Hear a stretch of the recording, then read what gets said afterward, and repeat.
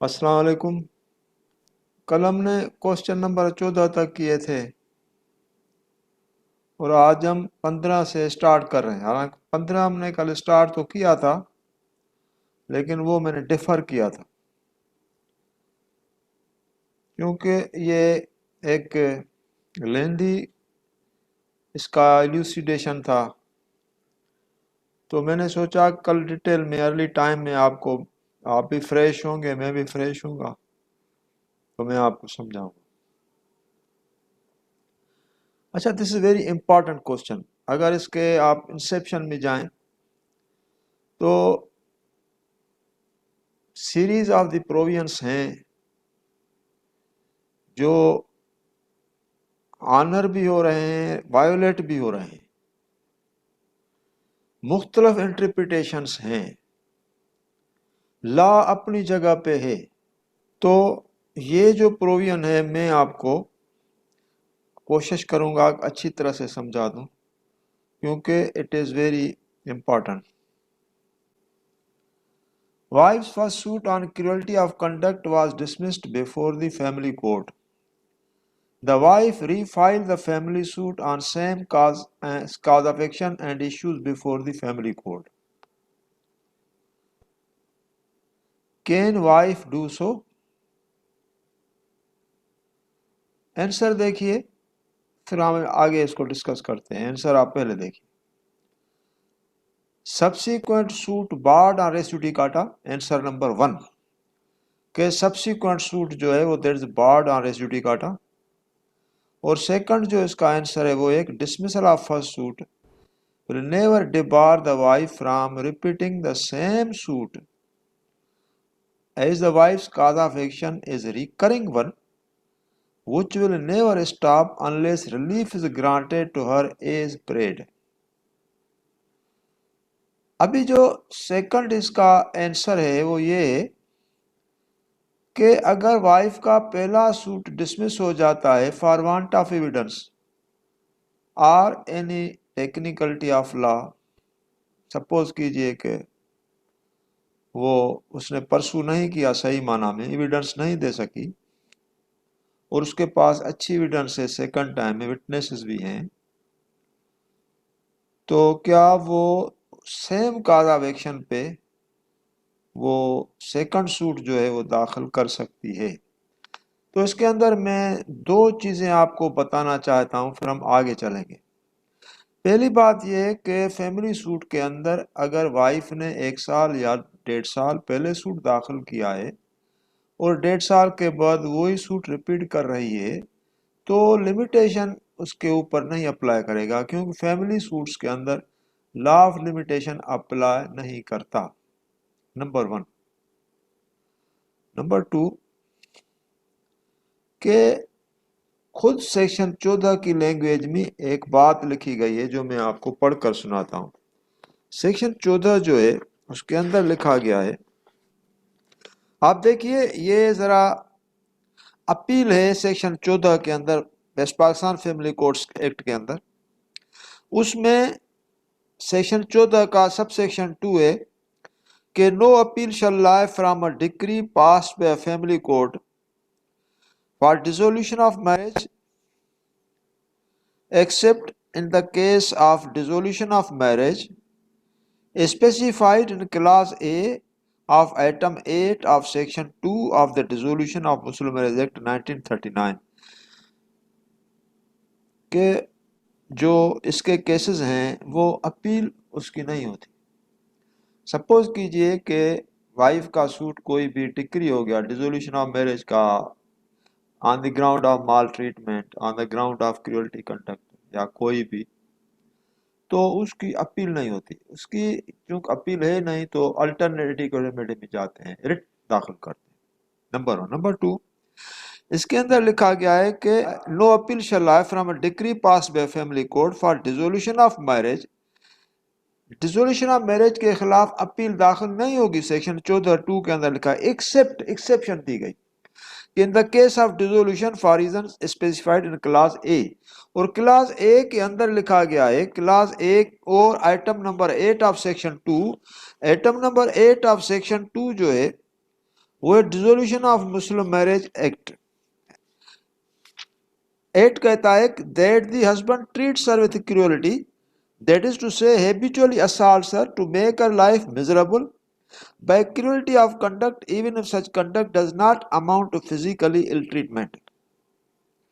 کہ اپیل تو نہیں ہے، لیکن اگر اس کیس کے اندر یہ کوئی بھی بات ہے تو وائف جو ہے وہ اس کی اپیل ہوگی، اس کیس کی اپیل ہوگی. کریولٹی آف کنڈکٹ میں اس کو ال ٹریٹمنٹ دے رہا ہے، یعنی اس کی لائف اس نے مزربل کر دی، کریولٹی آف کنڈکٹ ہے. Even such conduct does not amount to physical ill treatment. Physically means بھائی فزیکلی اس کو مال ٹریٹمنٹ نہیں کر رہا، ال ٹریٹمنٹ نہیں کر رہا، دوسری شادی کی ہے، اس وائف کے ساتھ رہتا ہے، اس کے بچوں کو مینٹین کرتا ہے، پورا ٹائم منی پیسے وغیرہ اس کو دے رہا ہے، اس کو پورا اٹینڈ نہیں کر رہا، اس کے پاس آتا بھی نہیں ہے، بچوں کو بھی نہیں دیکھتا. تو اٹ از یعنی اسی لیے لکھا گیا کہ یہ even if such conduct does not amount to physical. یہ تھوڑی ایک عورت کہے کہ بھائی مجھے مال ٹریٹمنٹ کرتا ہے، ال ٹریٹمنٹ ہے اس کی، تو ال ٹریٹمنٹ تو اس سے بڑی اور کیا ہوگی کہ اس نے ایک تو بغیر اس سے شادی کی، چلو ٹھیک ہے شادی کی، دونوں کو ایکول ٹریٹمنٹ دیتا، ایکول ٹریٹمنٹ بھی نہیں دے رہا، پورا جو اٹینشن ہے اس کو دے رہا، وہ تو نیچرل ہوتا ہے. جب اس نے شادی دوسری کی تو مینس نیچرل ہے کہ وہ ٹینشن تو اس کو دے گا، لیکن this is against the injunctions of Islam and norms of law and justice. What is the requirement of justice? اچھا اسی لیے اس گراؤنڈ کی بھی اپیل ہے. دیکھیے نا، دس you also keep it in mind کہ جو کریولٹی آف کنڈکٹ ہے اس کے اندر کوئی بھی ڈیسیشن جاتی ہے تو پھر اس کی بھی اپیل ہے، اس کے سوا باقی کسی بھی میٹر کی اپیل جو ہے وہ نہیں ہے، کیونکہ اپیل ہوتی ہے فیملی جج کی ڈسٹرکٹ جج کے خلاف. تو یہ اس کی اپیل ہوگی اگینسٹ دا ڈیسیشن جو اس کے اندر لکھا گیا ہے کہ نو اپیل شیل لائی from a decree pass by family court. ڈکری، اچھا اس کے اندر یعنی وائف نے ایک سوٹ داخل کیا اور سوٹ کے اندر اس نے کہا کریولٹی آف کنڈکٹ ہے. کریولٹی آف کنڈکٹ کے اندر اس کی جو ہے وہ کورٹ نے ڈکری کر دی اور کریولٹی آف کنڈکٹ اسٹیبلش ہو گئی.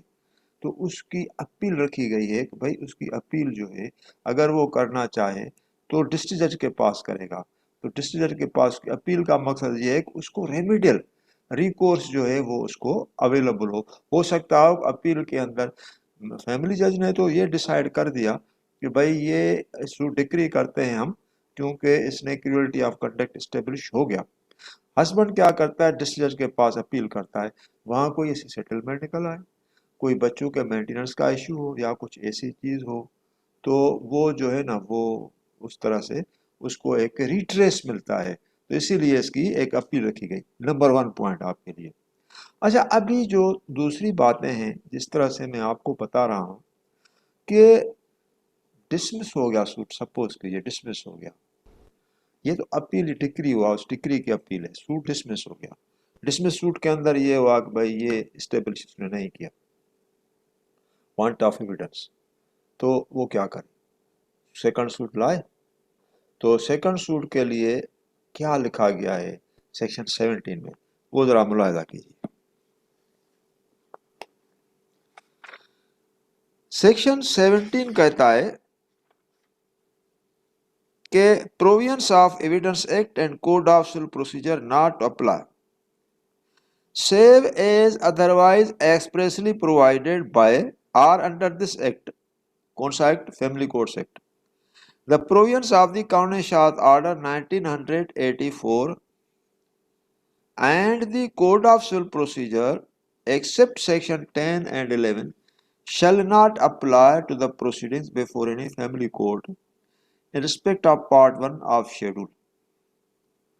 تو اس میں لکھا گیا ہے کہ کیونکہ فیملی کوڈ کا ایک جو پروسیجر ہے وہ اپنا ہے، اس کے اندر ٹرائل کی جو اسٹیجز ہیں وہ ڈیفرنٹ ہیں، اس کے اندر جو لٹیگیشن کا جو ٹریک ہے وہ سول سوٹ سے ڈیفرنٹ ہے، اس کے اندر اورل ایویڈنس ہے، اس کے اندر ذاتی رنجشیں ہیں، اس کے اندر ایک کنڈکٹ ہے، یہ کنڈکٹ پہ سوٹ ہوتے ہیں. سول سوٹ ایک ڈاکیومنٹ پہ ہوتا ہے، سول سوٹ اس کے پیچھے ایک فورجری ہوتی ہے، سول سوٹ اس کے پیچھے ایک کانٹریکٹ کی وائلیشن ہوتی ہے. یہ ساری چیزیں جو ہوتی ہیں وہ فیملی سوٹ کے اندر نہیں ہوتی. اچھا سول سوٹ کی لانگ لائف کیوں ہے؟ آپ نے کبھی اس کو سوچا ہے؟ سول سوٹ کی لانگ لائف صرف اسی لیے کہ وہ ڈاکیومنٹ ایویڈنس ہے، اور ڈاکیومنٹ ایویڈنس جہاں بھی ہوتی ہے اس پہ انٹرپریٹیشن ہوتی ہے، اس کی انٹرپریٹیشن ہوتی ہے under the law of evidence. Document ہے، پرائمری ہے، سیکنڈری ہے، ڈاکیومنٹ کے اندر اٹیسٹیشن ہے نہیں ہے، ڈاکیومنٹ کی لیگلٹی اور پروپرائٹی کیا ہے، ڈاکیومنٹ صحیح ایزیکیوٹ ہوا ہے یا نہیں ایزیکیوٹ ہوا ہے، ڈاکیومنٹ کی پرزمپشن لا کے اندر کیا ہے اور فیکچول پرزمپشن جج کے نظر میں کیا ہے۔ یہ ساری وہ چیزیں ہیں جو ٹرائل کو پروٹیکٹ کرتی ہیں، مانا لنگران کرتی ہیں۔ ابھی چونکہ یہ فیملی کا ڈسپیوٹ ہے، ہسبینڈ اور وائف کا ڈسپیوٹ ہے، اور بچوں کا اور باپ کا ڈسپیوٹ ہے، تو اس کے اندر صرف یہ چیزیں آتی ہیں کہ بھائی اس کی ٹریٹمنٹ میرے ساتھ صحیح نہیں ہے، اگر ٹریٹمنٹ صحیح ہوتی تو ہم جو ہے وہ اس کے ساتھ رہتے۔ کیونکہ یہ ایک اچھی بات ہے، میں تو پریکٹیکلی ساری چیزیں آپ کو سمجھاتا ہوں۔ میں فیملی جج رہا ایک اسٹیشن پہ، میرے پاس 400 سوٹس تھے فیملی کے، اور وہ میں نے اچھی طرح سے چلائے تھے اور کافی سیٹلمنٹ بھی کرائی تھی۔ تو دو چیزوں کا مجھے اس کے اندر ایکسپیرنس ہو گیا، اور دو چیزیں چونکہ میں اپنے اسٹوڈنٹس کے ساتھ شیئر کرتا ہوں کہ وہ بھی فیملی جج بنیں گے، لیکن یہ ساری چیزیں میرے ایکسپیرنس میں آئیں۔ میں نے دونوں ہسبینڈ اور وائف کو بٹھایا، ان کو باتیں انہوں نے کی، سیٹلمنٹ بھی ہوئی، پری ٹرائل کے اسٹیج پہ، پوسٹ ٹرائل پہ اسٹیج پہ۔ نمبر ون، ان کا ڈسپیوٹ جو ہوتا تھا وہ پیٹی چیزوں پہ ہوتا تھا، مائنر چیزیں ہوتی تھی، سیریس چیزیں نہیں ہوتی تھی۔ ایگو ایک ایسی چیز ہوتی تھی جس کے اندر یعنی عورت کہتی تھی میرے ساتھ کا رویہ صحیح نہیں ہے، یعنی اس کے اندر فیملی کا بڑی انوالومنٹ ہوتی تھی، وہ عورت کی طرف سے ہو یا مرد کی طرف سے ہو، نمبر ون۔ نمبر ٹو، جو زیادہ تر ڈسپیوٹس ہوتے تھے 90% بچہ نہیں ہوتا تھا نہ ڈسپیوٹ ہوتا تھا، اور پھر کیا ہوتا تھا کہ وہ بچہ جو ہے وہ اس کے اندر جو ہے وہ اگر پیدا ہو گیا ایک یا دو، پھر ڈسپیوٹ ختم، کیونکہ عورت ڈائیورٹ ہو گئی بچوں کی طرف، پھر معاملہ ٹھیک ہے، سسرال میں رہے کہیں بھی رہے اس کو لوگوں کی ضرورت پڑتی ہے، سسرال میں بھی کہتی ہے ٹھیک ہے ساس بھی صحیح ہے، سب صحیح ہے، بچے کو تو اٹینڈ کریں گی، پھر وہ سچویشن اور ہو جاتی ہے۔ اس کے اندر جو میں نے ایکسپیرنس کیا، کیونکہ یہ میرا ایکسپیرنس میں آیا کہ 2 یا 4 سال کے اندر ڈیزولوشن کا سوٹ آتا ہے، 3 سال کے یا 4 سال میرج کے بعد کوئی بھی ڈیزولوشن کا سوٹ نہیں آتا، ڈیزولوشن کا کوسچن ہی نہیں ہے۔ جب ایک یا دو بچہ ہو جائے، ایک یا دو بچہ جب ہو جاتا ہے وہ ڈیزولوشن نہیں ہوتی، ایکسیپشن ہے، کیونکہ میٹنگز وغیرہ بھی ہوتی ہیں، جو ایک پارٹی ڈیگرس ڈان ہوتی ہیں، وہ موسٹلی کراچی کے اندر، کیونکہ ہم کراچی کی تو میری پوسٹنگ نہیں تھی، انٹیریئر سندھ حیدرآباد تک میری پوسٹنگ رہی، تو اس کا مجھے تجربہ جو ہوا کوئی وہ یہ ہوا کہ کراچی کے اندر جو چونکہ لٹیگیشن میں نے پھر ایز اے ایڈوکیٹ اٹینڈ کی، کافی فیملی سوٹس جو ہیں میں نے داخل کیے، عورتوں کا میں وکیل بھی رہا، مردوں کا بھی وکیل رہا جو عورتوں کے خلاف تھے، تو اس کے اندر ایک اور ٹرینڈ تھا، یعنی ڈائیورس کیسز کا ایز اگینسٹ رورل اور مفصل ایریاز کے۔ مقصد بتانے کا آپ کو یہ ہے کہ اس کے اندر چونکہ جو ڈسپیوٹ اور کاز آف ڈسپیوٹ کی وجہ سے یہ اسٹیٹوٹ جو ہے وہ اس کو اسٹریم لائن کیا گیا کہ بھائی یہ وہ اسٹیٹوٹ نہیں ہے، اس کے اندر کوئی کمپلیکیشن نہیں رکھو، اس کے اندر کوئی انٹرپریٹیشن نہیں رکھو، اس کے اندر لیگل یا ایسا کمپلیٹ کوسچنز نہیں ہوں گے، یہ پیورلی ایکسکلوزیولی ہسبینڈ اور وائف کا جھگڑا ہے۔ اس کے اندر ایک تو سیٹلمنٹ کی کوشش کرو قرآنک ورسز کے لائٹ میں، ایک جو آربیٹریٹر اس کی طرف سے رکھو، ایک آربیٹریٹر اس کی طرف سے رکھو، اور دونوں کوشش کریں کہ بھائی ان کے اندر سیٹلمنٹ ہو جائے، ایک لائف دونوں کی سیو ہو جائے، کیونکہ بہت ساری باتیں ہوتی ہیں اس کی وجہ سے یہ معاملے ڈائیورس تک پہنچتے ہیں۔ اچھا، تو ابھی اس کے اندر لا کو بھی اس طرح سے ایک نرم رکھا گیا ہے، فیملی کیسز کے اندر لا کی اتنی ریجیڈیٹی نہیں ہے، اس کے اندر میکسیمم کوشش کی گئی ہے کہ عورت کو فیسیلیٹیٹ کیا جائے، ایز اگینسٹ مرد کو جو بھی لاز فیملی کے ہیں وہ عورت کی فیسیلیٹیشن میں ہیں۔ اچھا، ابھی چونکہ یہ جو کوسچن ہمارا ہے وہ کچھ ٹیکنیکل ہے، ٹیکنیکل کوسچن اسی لیے ہے کہ ایک سوٹ ہے جو عورت نے داخل کر دیا کریولٹی آف کنڈکٹ پہ، چونکہ میں نے آپ کو پہلے ہی بتایا کریولٹی آف کنڈکٹ کے سیورل کاز ہوتے ہیں، ایک کاز نہیں ہوتا۔ اس کے اندر ہسبینڈ دوسری شادی کرتا ہے، وہ بھی کریولٹی آف کنڈکٹ ہے، ہسبینڈ بیڈ کریکٹر ہوتا ہے، راتوں کو یعنی غائب رہتا ہے، عورت کو پتہ ہوتا ہے اس نے ریلیشنز کلٹیویٹ کیے ہوئے ہیں کہیں کسی طرف، عورت کو سارا سب کچھ اس کی ایکٹیویٹیز کلوز ہے نا، اس کو تو پتہ چلے گا نا، اس کی بیوی ہے اس سے زیادہ کسی کو پتہ چلے گا، تو اس کو پتہ چلتا ہے اس کی ہر ایکٹیویٹی کا، اور اس کو بھی پتا ہوتا ہے کہ مجھے میرے جو بھی حال ہے اس کا میری بیوی کو پتا ہے، لیکن وہ ڈومینیٹ کرتا ہے. اسینڈنسی ایک ہوتی ہے، ڈومیننسی ہوتی ہے، ایک جینڈر کا ایک کوشچن ہو جاتا ہے. میں مرد ہوں اور سپیریارٹی کا کمپلیکس ہے، ایک سپیریارٹی اور ایک انفیریارٹی. اچھا وہ تو بات تو اپنی جگہ پہ ہے، وہ تو وائف ہے، ہسبینڈ ہے، جہاں ان کے رشتے اچھے ہیں تو اس سے بڑھ کر کوئی اچھا رشتہ تو ہے نہیں. جہاں خراب رشتہ ہے، اگر ان کے رشتے تعلقات صحیح نہیں ہیں تو وہ تو ایک المیہ ہوتا ہے. لیکن اس کے اندر لا نے ان کو کس طرح سے فیسیلیٹیٹ کیا ہے اور اکوموڈیٹ کیا ہوا ہے، that is the question under our this debate. ابھی جس طرح سے ہمارا کوسچن تھا کہ جو اس کا پہلا سوٹ ہے کریولٹی آف کنڈکٹ پہ ڈسمس ہو گیا، تو کریولٹی آف کنڈکٹ پہ اگر ڈسمس ہو گیا تو پھر وہ کیا کرے؟ دوسرا سوٹ داخل کرے. اگر وہ دوسرا سوٹ داخل کرتی ہے تو پھر بار ہے سیکشن 11 کا، یا تو اس کی اپیل کرے. اپیل کس کے پاس جائے گی؟ کیونکہ ڈسمس ہے تو ڈسمس کی اپیل تو جائے گی ڈسٹرکٹ جج کے پاس، اور اگر ڈکری ہوگی تو وہ تو جائے گی ہائی کورٹ کے پاس. لیکن اس ڈکری کو بھی ریلیکس کیا گیا جو میں نے آپ کو 14 میں پڑھ کر سنایا، کہ ڈکری بھی ڈسٹرکٹ جج کے پاس جائے گی، وہ بھی ہائی کورٹ نہیں جائے گی. ابھی میں آپ کو سیکشن 17 میں نے آپ کو پڑھ کر سنایا، جس کے اندر ایمفیٹیکلی لکھا گیا تھا کہ سیکشن 10 اور 11 کے علاوہ سی پی سی بھی اپلائی نہیں کرے گا، اور پورا جو ایویڈنس ایکٹ ہے، قانون شاہد آرڈر ہے، وہ بھی اس کے اندر اپلائی نہیں کرے گا. تو اس کے اندر ایک جو بات تھی کہ اس کے اندر جو سیکنڈ کوشچن تھا کہ اس کا سیکنڈ سوٹ جو ہے وہ ریپیٹ کر سکتی ہے، because وائف's cause of action is a recurring one which will never stop unless relief is granted to her as spread. تو ریکرنگ کیا ہے؟ What is recurring? Recurring means again and again, again and again. There is no end of that cause of action, recurring cause of action. اور یہ stop کب ہوگا؟ جب بندہ retrace ہو. جب وہ اس کو ریلیف ملے، ریٹریس ہو جائے، تو پھر ریکرنگ کاز آف ایکشن جو ہے وہ اسٹاپ ہوتا ہے. تو جس طرح سے میں نے آپ کو یاد ہوگا ایک مرتبہ آپ کو رول نسی سمجھایا تھا، رول نسی کے اندر بھی یہی ہے کہ وہ رٹ تب تک وجود میں رہتی ہے جب تک ایزیکیوٹ نہ ہو، تب تک وہ ڈارمنٹ نہیں ہوتی. اور اس کو ختم ہونے کا واحد یہی ہے کہ بھائی اس کا جس کے خلاف گئی ہے وہ کورٹ کے اندر آ کر بولے کہ اس کی ایگزیکیوشن ہو گئی، اس وقت ختم ہوگی، نہیں تو چلتی رہے گی. تو یہ بھی اس طرح سے ریکرنگ کاز آف ایکشن بھی اس طرح سے وہ کبھی ختم نہیں ہوتا، اگین اینڈ اگین. ٹھیک ہے، دوسرا سوٹ بھی ختم ہو گیا، تیسرا آ گیا، تیسرا بھی ختم ہو گیا، چوتھا آ گیا. لیکن پوائنٹ یہ ہے کہ یہ چیزیں جو میں آپ کو بتا رہا ہوں اس کا لیگل سبسٹنس کیا ہے؟ یہ لیگل کہاں لکھا گیا ہے کہ ایک مرتبہ اس کا سوٹ جو ہے وہ ڈسمس ہو جائے، وہ دوسری مرتبہ داخل کر سکتی ہے؟ یہ ہے کہاں، کس جگہ پہ؟ کیا اس کے اندر کوئی سپیریئر کورٹ کی ڈیسیژن یا آبزرویشن ہے؟ Answer is no, there is no observation. کیا اس پہ کوئی سیٹ کیس لا وغیرہ ہے؟ آنسر از نو.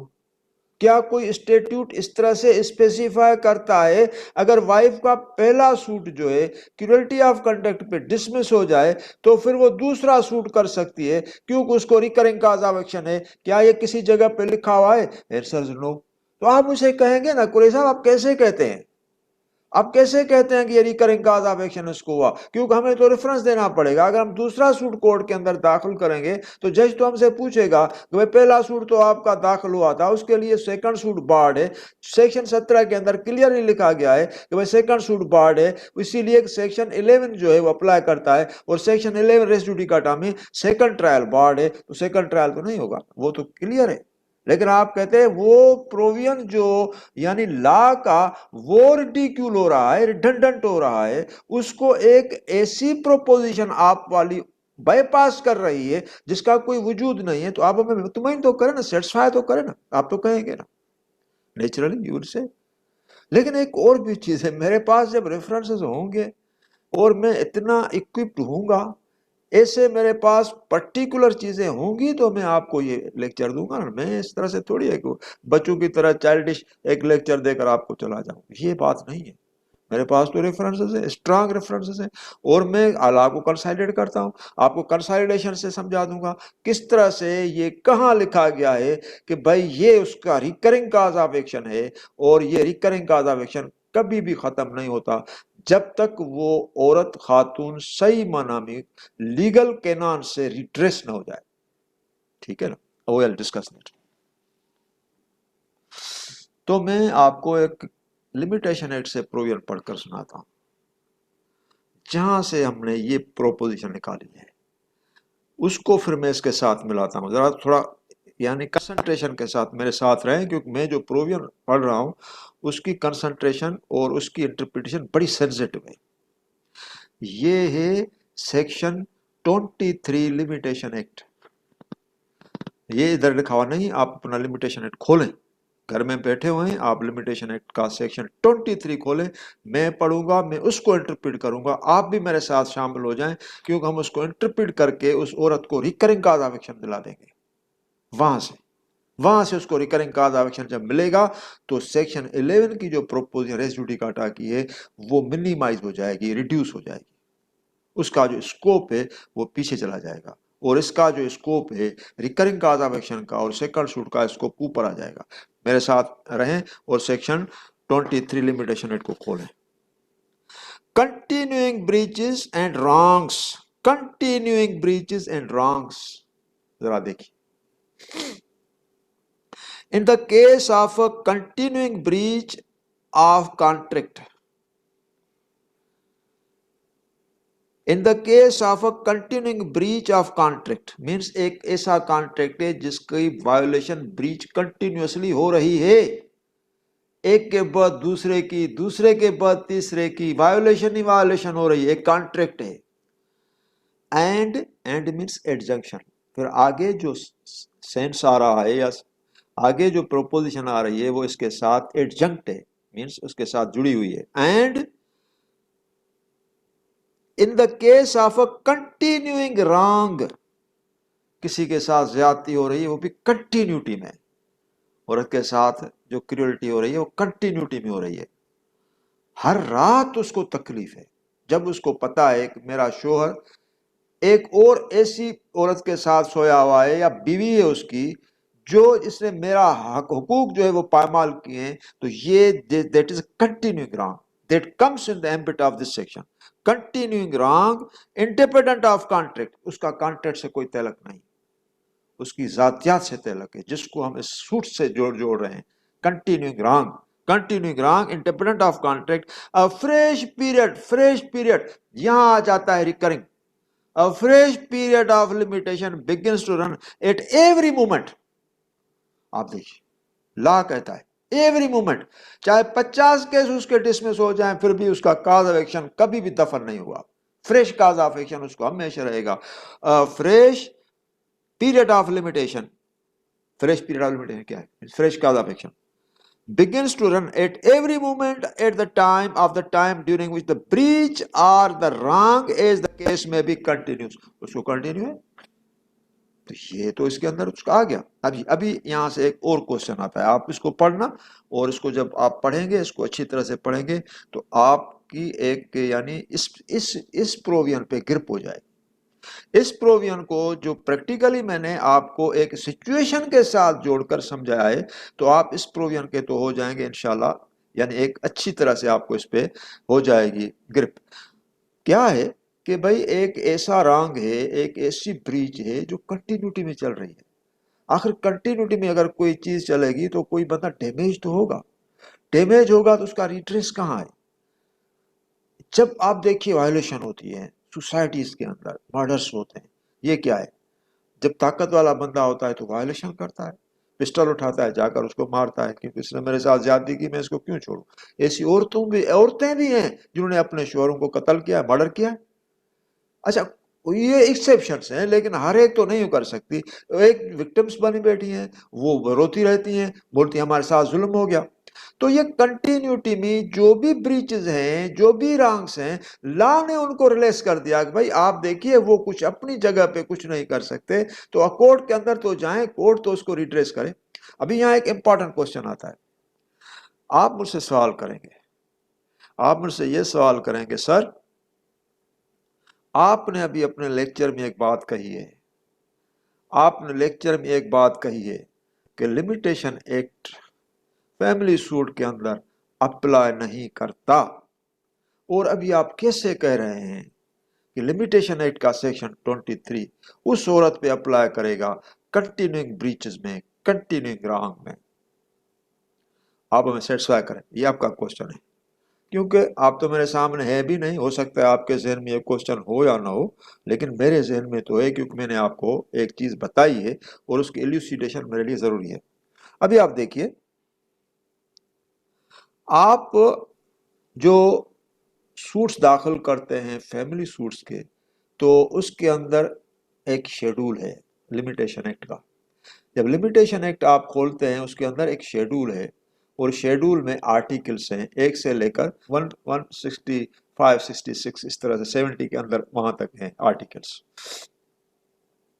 یہ سارے جو بھی آرٹیکلس ہیں یہ ٹائم فریم بتاتے ہیں، اور اس کی کلاسیفیکیشن 3 کیٹیگریز میں ہے۔ ایک میں سوٹس آتے ہیں، ایک میں اپیلس آتی ہیں، ایک میں اپلیکیشنس آتی ہیں، اور سوٹس جو ہیں وہ تقریباً 158 سوٹس ہیں۔ جو لمیٹیشن سوٹس کی ہے وہ 158 کی ہے۔ اس میں آپ دیکھیے سوال ما سوال پری ایمپشن جو سیکشن 10 میں ہے، اس کے سوا کوئی بھی آپ کو ایک بھی آپ کو اسلامک لا کے اندر سوٹ انہیریٹنس میں، فیملی میں، ولس میں، گفٹ میں، کہیں بھی وقف میں نظر نہیں آئے گا جس کی لمیٹیشن پرسکرائب کی گئی ہو۔ تو لمیٹیشن ایکٹ تو اس کے اندر ہے نہیں، ٹھیک ہے۔ ایک تو چیز آپ اس کو یہ کلیئر ہو گئی۔ چونکہ پریمپشن پہ بھی یہ میں نے آپ کو لیکچروں میں بتایا ہے کہ لا آف پریمپشن جو ہے وہ ایک ایسا لا ہے جس کو یہ یعنی تسلیم انگلش لا کے اندر چلا گیا ہے ابھی، کیونکہ اس کی جو پریمبل ہے وہ اسلامک لا بتاتا نہیں ہے۔ اس کے پریمبل میں 3 چیزیں بتائی گئی ہیں، جو 3 چیزیں اس کی پریمبل میں بتائی گئی ہیں اس میں اسلامک لا نہیں آتا، تو وہ انگلش لا پہ بھی اپلیکیبل ہے، ہندو لا پہ بھی اپلیکیبل ہے۔ تو پریمپشن انڈیا کے اندر بھی اس طرح سے یعنی سوٹس داخل ہو رہے ہیں بٹوین 2 ہندوز ایون، تو وہ اس کی لمیٹیشن بھی پریمپشن کی دی گئی، اس کے سوا باقی کسی اسلامک لا کی جو بھی یعنی لمیٹیشن ہے اس کے اندر نہیں ہے۔ لیکن ابھی چونکہ میں نے آپ کو یہ چیز تھوڑی کلیئر کر دی، لیکن آپ نے ایک چیز ضرور دیکھی ہوگی، میں نے آپ کو یہ بتایا ہے کہ لمیٹیشن اس کے اندر نہیں اپلائی کرتا، کیونکہ وہاں اگر آپ سوٹ داخل کریں گے 2 سال کے بعد، 4 سال کے بعد، تو آپ اس کے اندر کبھی بھی نہیں لکھیں گے کہ کاز آف ایکشن اس کو ایگری ہوا اس تاریخ پہ، وہ کنٹینیو ہو رہا ہے اور اس کی لمیٹیشن اتنی ہے، کیونکہ لمیٹیشن تو ہے نہیں۔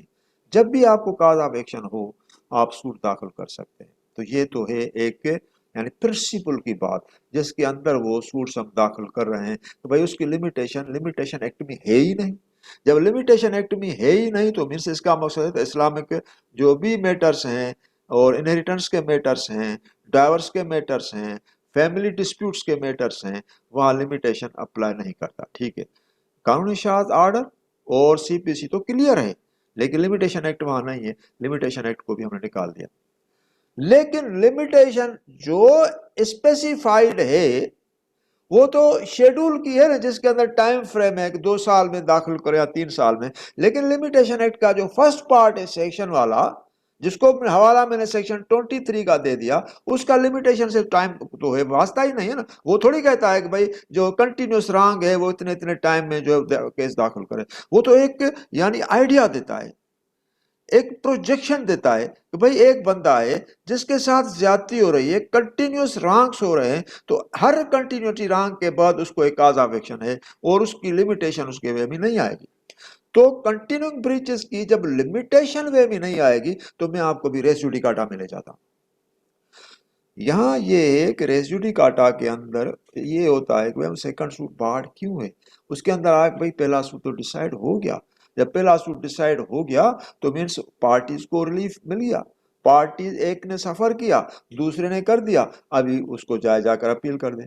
لیکن فیملی سوٹ کے اندر جس عورت کے ساتھ یعنی ایک ہائی ہینڈیڈنس ہوئی، کریولٹی آف کنڈکٹ ہوئی، وہ تو ایڈریس تو ہوئی نہیں، ابھی اس کے اندر وہ جائے گی اپیل میں، اور اس کے اندر اپیل کے اندر کیا ہوگا، اپیل کا اسکوپ تو ایک لمیٹیڈ ہے، اس کے اندر تو کوئی ایویڈنس تو ہوتی نہیں ہے، حالانکہ اپیلیٹ کورٹ کا پاور تو لیکن کار تو کرتے نہیں ہے۔ تو ابھی اس کے اندر فریش ایویڈنس آ گئی جو وہ ایویڈنس دے گی اور اس ایویڈنس کے بعد اس کا جو کاز آف ایکشن ہے وہ نئے سرے سے اسٹیبلش ہو جائے گا، اور اس کاز آف ایکشن کا جو نام ہے وہ ہے فریش کاز آف ایکشن کا جو نام ہے وہ ہے ریکرنگ کاز آف ایکشن. تو عورت کو ریکرنگ کاز آف ایکشن ہے which will never stop، کبھی بھی اسٹاپ نہیں ہوتا unless it is granted as prayed. تو وہ کبھی بھی اسٹاپ نہیں ہوتا جب تک اس کا سوٹ ڈکری نہ ہو. سوٹ ڈکری ہو گیا تو بات ختم. دیکھیے اس کے اندر ایک بات ہے، وہ کریولٹی آف کنڈکٹ میں چاہتی ہے کہ ٹھیک ہے مجھے ڈائیورس ملنی چاہیے، میرا اس کے ساتھ کیا تعلق ہے. ابھی ایک ایسا بندہ جس کے ساتھ وہ کنیکٹ ہے جو اس کی ایریا آف انٹرسٹ میں آتا نہیں ہے، جس کے ساتھ اس کا کوئی تعلق نہیں، لیکن ریلیجیسلی وہ اس بانڈ ہے، ایک اس کی کنٹینیوٹی میں آتی ہے، وہ اس کو ختم کرنا چاہتی ہے، وہ اس کو ڈائیورس دیتا نہیں ہے. اس کے پاس تو اور کو حل ہے نہیں کورٹ میں آنے کا. کورٹ کے پاس وہ آگے کریولٹی آف کنڈکٹ میں بھائی مجھے ڈائیورس ملنی چاہیے، کورٹ دے نہیں رہی کیونکہ ایویڈنس سفیشینٹ نہیں ہے. وہ کہتی ہے مجھے ڈائیورس دے دو، میری اسے جان چھڑا دو، میں اس کے ساتھ نہیں رہنا چاہتی. تو it is incumbent upon the court, کیونکہ کھلا کا یہ ابھی پرانی جو باتیں ہیں، کیوں کھلا کا گراؤنڈ اس وقت نہیں تھا. کھلا گراؤنڈ بھی کوئی ریسنٹلی کوئی 10-15 سال پہلے جو ہے وہ اس کے اندر آیا ہے.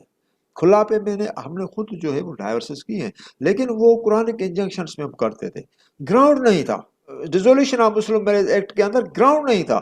ابھی انہوں نے گراؤنڈ داخل کر دیا کوئی 2002 کے اندر، ابھی امینڈمنٹ کی 2002 کے اندر، جس کے اندر کھلا اسپیسیفکلی مینشن کیا گیا. پہلے کھلا نہیں تھا، پہلے کھلا ایک پریسیڈنٹ کے طور پر آتا تھا، کیونکہ ایک پریسیڈنٹ تھا پرافٹ پیس بی اپان ہم. ایک عورت تھی، وہ عورت پرافٹ کے پاس آ گئی، اس نے کہا کہ مجھے جو ہے وہ ڈائیورس چاہیے اپنے شوہر سے.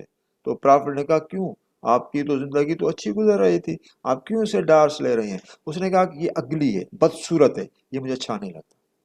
جیسے عجیب ٹپیکل گراؤنڈ. انسان تو کالا بھی ہوتا ہے، کس طرح سے بھی ہوتا ہے، آپ نے شادی کی اتنے ٹائم رہے، ابھی کیوں اگلی ہو گیا.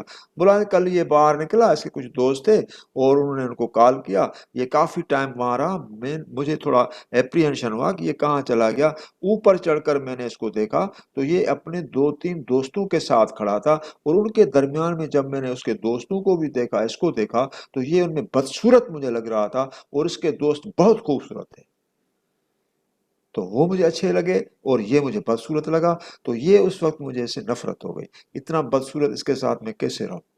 تو میں چونکہ اس وقت کیونکہ اسلام کا ایک کنسیپٹ تھا، جینئر کنسیپٹ، کہ ایک ایسے مرد کے ساتھ میں اس طرح سے رہوں، اور کنسیپٹ مجھے ان مردوں کا ہو تو میری تو یہ ایک سنفل لائف ہو جائے گی نا. میں کس طرح سے کہوں گی ٹھیک ہے میں سیپریٹ ہو گئی، وہ الگ بات ہے، اس کے ساتھ میں نہیں رہ سکتی.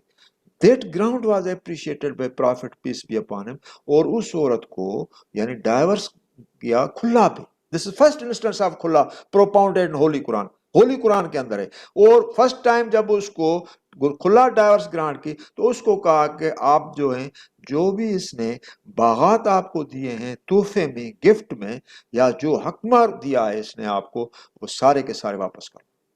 اس نے کہا میں دیتی ہوں، مجھے اس کا چاہیے بھی نہیں. اس نے اس کو باغات دیے، سب کچھ دیے، اور ڈائیورس لے کر چلی گئی. تو this is the first instance of کھلا. یہ ہم کوٹ کرتے تھے ججمنٹس کے اندر، ایز اے فیملی جج میں کرتا تھا، لیکن پوائنٹ یہ ہے کہ وہ اس کا کوئی اسپیسیفک کیٹیگورک لا نہیں تھا. 2002 کے اندر لا آ گیا، west Pakistan family courts act کے اندر امینڈمنٹ آ گئی، سیکشن 10(4) کے اندر کھلا انٹروڈیوس کیا گیا. ابھی کھلا ایز اے گراؤنڈ، اور dissolution of Muslim marriage act کے اندر بھی اس کا گراؤنڈ کیا گیا. پہلے یہ تھا کہ یہ گراؤنڈز ہوتے ہیں cruelty of conduct, maltreatment, impotency of husband, ETC، یہ گراؤنڈز، اور آر اینی ادر گراؤنڈ، اس کے اندر ہم کھلا کو لیتے تھے. لیکن ابھی ایسی کوئی بات نہیں. تو ابھی کلیئر کٹ جو ہے وہ کھلا کا گراؤنڈ آ گیا ہے.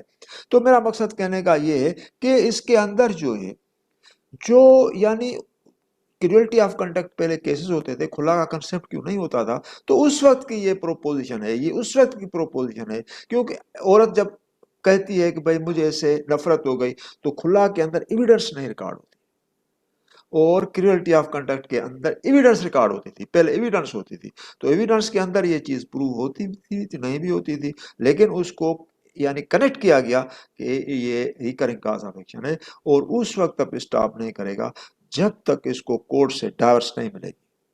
تو دس از دیٹ پروپوزیشن. میں نے آپ کو تھوڑا اس پرسپیکٹو میں، اس کے بیک گراؤنڈ میں کوشش کی اور کلیئر کیا. How decree for conjugal rights is affected before the family code. آپ دیکھیے this again another question and very interesting. Conjugal rights. Conjugal rights can be filed by both. Husband بھی file کرتا ہے, وائف بھی file کرتی ہے. اچھا ابھی بات یہ ہے کہ کانجوگل رائٹس کے اندر موسٹلی جو ہسبینڈ فائل کرتا ہے, مینلی وائف کم کرتی ہے, ہسبینڈ زیادہ کرتا ہے, کہ بھائی اس کو کورٹ کو ریکویسٹ کرتا ہے کہ آپ اس کو ڈائریکٹ کریں کہ یہ میرے ساتھ رہے اور انڈیفینٹ ٹائم یہ اپنے پیرنٹس میں رہتی ہے. یہ صحیح نہیں ہے مذہبی پوائنٹ آف ویو سے, کیونکہ دونوں ینگ ہوتے ہیں, نوجوان ہوتے ہیں, وہ بھی نوجوان ہے, یہ بھی نوجوان ہے. تو اس طرح سے وہ ان کو ڈائریکٹ کیا جائے یہ پرفارم کرے میریٹل آبلیگیشنس اور میرے ساتھ رہے, کانجوگل رائٹس پرفارم کرے. اچھا ابھی پوائنٹ یہ ہے کہ اس کی ڈگری کانجوگل رائٹس میں تو پاس ہوتی ہے لیکن ایگزیکیوشن سول کے اندر ہے. Order 21 rule 32. This again interesting کہ اس کی ڈگری جو ہے وہ سول میں کیسے آئی, ایگزیکیوشن میں کیسے آئی, اور ڈگری ایگزیکیوٹ کیسے ہوگی. ڈگری تو فیملی کوڈ میں پاس ہوتی ہے. تو میں نے کل آپ کو ایک چیز بتائی تھی, اگر آپ ریکلیکٹ کریں تو کل میں نے آپ کو بتایا تھا کہ یہ سارے جو لاز تھے 1964 سے پہلے, 1961 سے پہلے سول کے اندر تھے. تو ایسا کوئی اسپیسیفک لا نہیں ہوتا تھا. یہ سول سوٹس کے اندر بھی ڈائیورسز ہوتی تھی, ڈائیورسز بھی سول سوٹ کے اندر ہوتی تھی, کوئی فیملی لا اس کے اندر نہیں ہوتا تھا. پھر فیملی لا بنا, فیملی لا بننے کے بعد وہ پھر اس کے اندر یہ میٹرز چلے گئے, فیملی کے ڈسپیوٹس جو بھی ہیں. تو اس کے اندر پہلا جو تھا وہ Muslim family law ordinance act ہوا, اور اس کے بعد west Pakistan family codes act ہوا. ایکٹ وہ کمپلیٹ کوڈیفائڈ ایکٹ ہوا, اس کے اندر سی پی سی والا پروسیجر بھی آ گیا, سارا سب کچھ آ گیا. لیکن اس سے پہلے ہوتا تھا dissolution of Muslim marriages act, یہ ہے 1939 کا. 1939 کا مسلم یعنی dissolution of Muslim marriage act کا کے اندر داخل ہوتی تھی یہ جو بھی ڈائیورسز, کیونکہ ڈائیورسز کے جو بھی ڈسکرپشنس ہیں 10-12 وہ وہاں ہیں. اس کے اندر سیکشن 2 کے اندر پہلے وہ سوٹس وہاں داخل ہوتے تھے کہ divorce under section 2 of dissolution of Muslim marriage act اس کے اندر ہوتے تھے.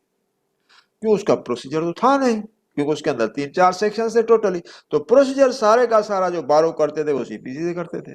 تو سول ججز کے پاس وہ کیسے چلتے تھے, فیملی جج بھی وہی ہوتا تھا, سول جج بھی وہی ہوتا تھا, ابھی بھی وہی ہے, لیکن ابھی ان کا ڈیزگنیشن ایک اسپیسیفکلی فیملی جج کا ہو گیا ہے. ابھی یہ جو how decree for conjugal rights affected before the family code, آپ دیکھیے آنسر اس کا دیکھیے پہلے. Attachment of wife's property order 21 rule 32. Periodical payments are ordered by the court.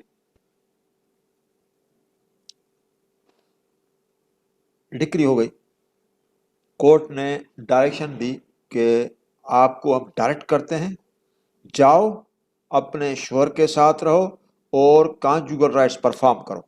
اس ڈکری.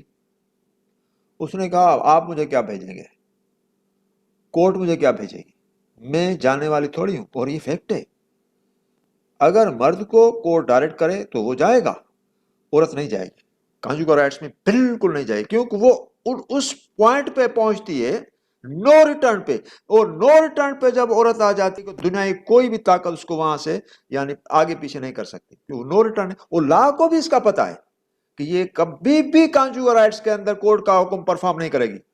تو اس کو کہتے ہیں پیپر ڈگری, اس کا نام ہی پیپر ڈگری ہے, کیونکہ یہ ایگزیکیوشن میں بھی آئے گی. تو کیا اس کو کیا کریں گے آپ اس کو کیا کریں گے, جیل میں ڈالیں گے؟ تو بولا جیل میں تو اس کو ڈال نہیں سکتے, تو اس کو کیا کریں گے؟ تو انہوں نے کہا کہ بھائی دیکھو نا, کورٹ کا آرڈر تو ہے نا, فرمان تو ہے, ڈکری تو ہے نا, لیکن ڈکری وہ ایگزیکیوٹ نہیں کر رہی, ڈکری آنر نہیں کر رہی, ایگزیکیوشن نہیں ہو رہی. جیل میں جج اس کو بھیج نہیں سکتا, جیل میں کوئی بھی عورت نہیں جا سکتی ایکسیپٹنگ منی ڈکری, کیونکہ اس کے اندر یہ ہے کہ منی ڈکری کے اندر یا دوسرے جو بھی ڈسپیوٹس ہوتے ہیں, لیکن اس کے اندر نہیں جائے گی. ابھی اس کے اندر یہ ہے کہ periodical payments are ordered by the court, اس کی پراپرٹی اٹیچ کرے گی, اس کا گھر ہے, اس کی زمین ہے, وہ اٹیچ کرے گی, اٹیچمنٹ کرے گی, اس کے اندر اس کو پینلٹی لگائے گی. پینلٹی کے ساتھ بولے گی 5 یا 10 یا 15,000 جو اس کے پروسیڈ سے آئیں گے, جو موبل پراپرٹی, سپوز کیجئے اس کے نام پہ 10 یا 15-20 ایکڑ زمین ہے, اس کی جو پروڈیوس ہے وہ آ رہی ہے کوئی 10 یا 20 ہزار روپیہ سالانہ. تو اس کے کہے کہ بھائی ہم نے اس کے اوپر پینلٹی امپوز کی کیونکہ اس نے ڈکری جو ہے وائلٹ کی ہے اور 50,000 روپے دے گی, اور پیریاڈیکل پیمنٹس یہ ہے کہ 10,000 یا 20,000 سالانہ دے گی. تو 10 یا 20,000 جو اس کا اینیول ملتا ہے تو وہ پیریاڈیکل پیمنٹس میں آ جاتے ہیں, وہ اٹیچ ہوتے ہیں اس کی, لیکن وہ پیپر ڈکری کہلاتی ہے, ایگزیکیوشن اس کی ہوگی نہیں. In case of husband the execution will be applied as per law, اس کو جیل میں ڈالیں گے.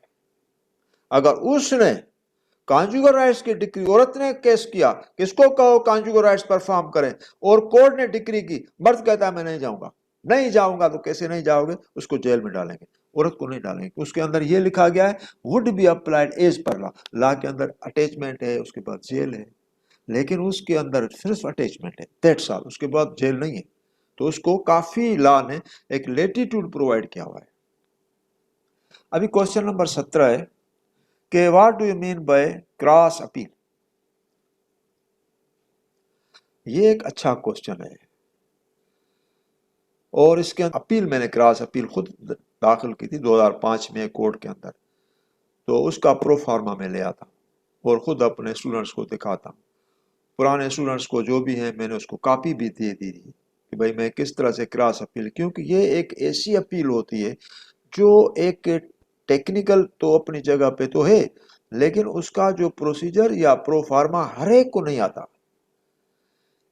ایک ایسی اپیل جو بندہ خود اپنی ڈکری کے خلاف کرے, اور وہ 2 اپیل ہیں, ایک تو وہ اپوننٹ کرے گا اور وہ بندہ خود بھی کرے گا. مینس ایک ایسی ڈکری جس کو دونوں پارٹی اپیل میں لے جاتی ہیں, جس کے فیور میں ڈکری ہے وہ بھی اپیل میں, جس کے خلاف ہے وہ بھی اپیل میں. تو جب 2 اپیلیں ہوتی ہیں تو دونوں اپیلیں ایک دوسرے کی کراس اپیلیں کہلاتی ہیں. ایک کے فیور میں ڈکری ہے لیکن وہ بھی اپیل کر رہا ہے, ایک کے خلاف اپیل ہے لیکن وہ بھی اپیل کر رہا ہے. ایک کے خلاف ڈکری ہے, ایک کے فیور میں ڈکری ہے, لیکن دونوں اپیلانٹس. یہ ایک امپورٹنٹ چیز ہے. اچھا, ابھی چونکہ میں نے خود as a lawyer advocate cross appeal داخل کی تھی, تو وہ میں سمجھاتا ہوں وتھ انسٹنس وہ کیس کیا تھا اور کراس اپیل میں نے کیوں داخل کی تھی. تو اس کا جب پس منظر میں بتاتا ہوں تو آپ ساری چیزیں سمجھ جاتے ہیں. ایک تو یہ جو بھی ہے وہ آتا ہے آرڈر 41 رول 22. آرڈر 41 رول 22 کے اندر یہ ہم کراس اپیل جو ہے وہ داخل کرتے ہیں. میں آپ کو پڑھ کر سناتا ہوں, چونکہ آپ پہلے سنیں گے اس کے بعد جو ہے وہ میں آپ کو سمجھاؤں گا تو وہ اچھا رہے گا. Upon hearing, respondent may object to decree as if he had preferred separate appeal. This is a cross appeal. Upon hearing, respondent may object. Respondent کون, جس کے فیور میں ڈکری ہے.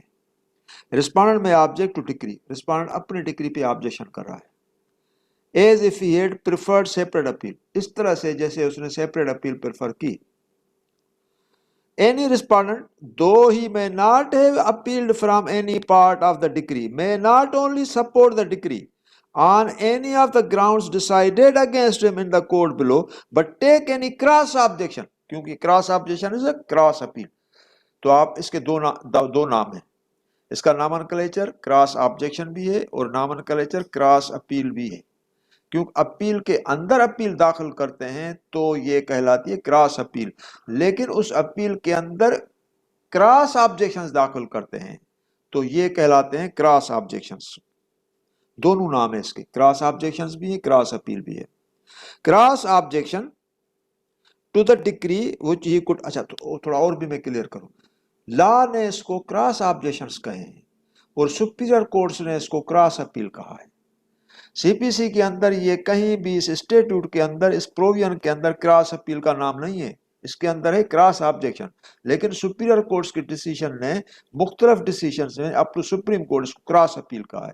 تو یہ دونوں ہیں, کراس آبجیکشنز ہیں اور کراس اپیل ہے. کیوں کراس آبجیکشن بھی اپیل کے اندر داخل, کیونکہ اس کو کراس اپیل کیوں کہا گیا وہ بھی میں آپ کو بتاتا ہوں. کیونکہ اس کے اندر وہ کورٹ فی بھی دیتا ہے. آبجیکشن میں کورٹ فی ہوتی ہے کیا, اور اس کے اندر پریئر بھی ہوتا ہے. آبجیکشن کے اندر پریئر ہوتا ہے کیا.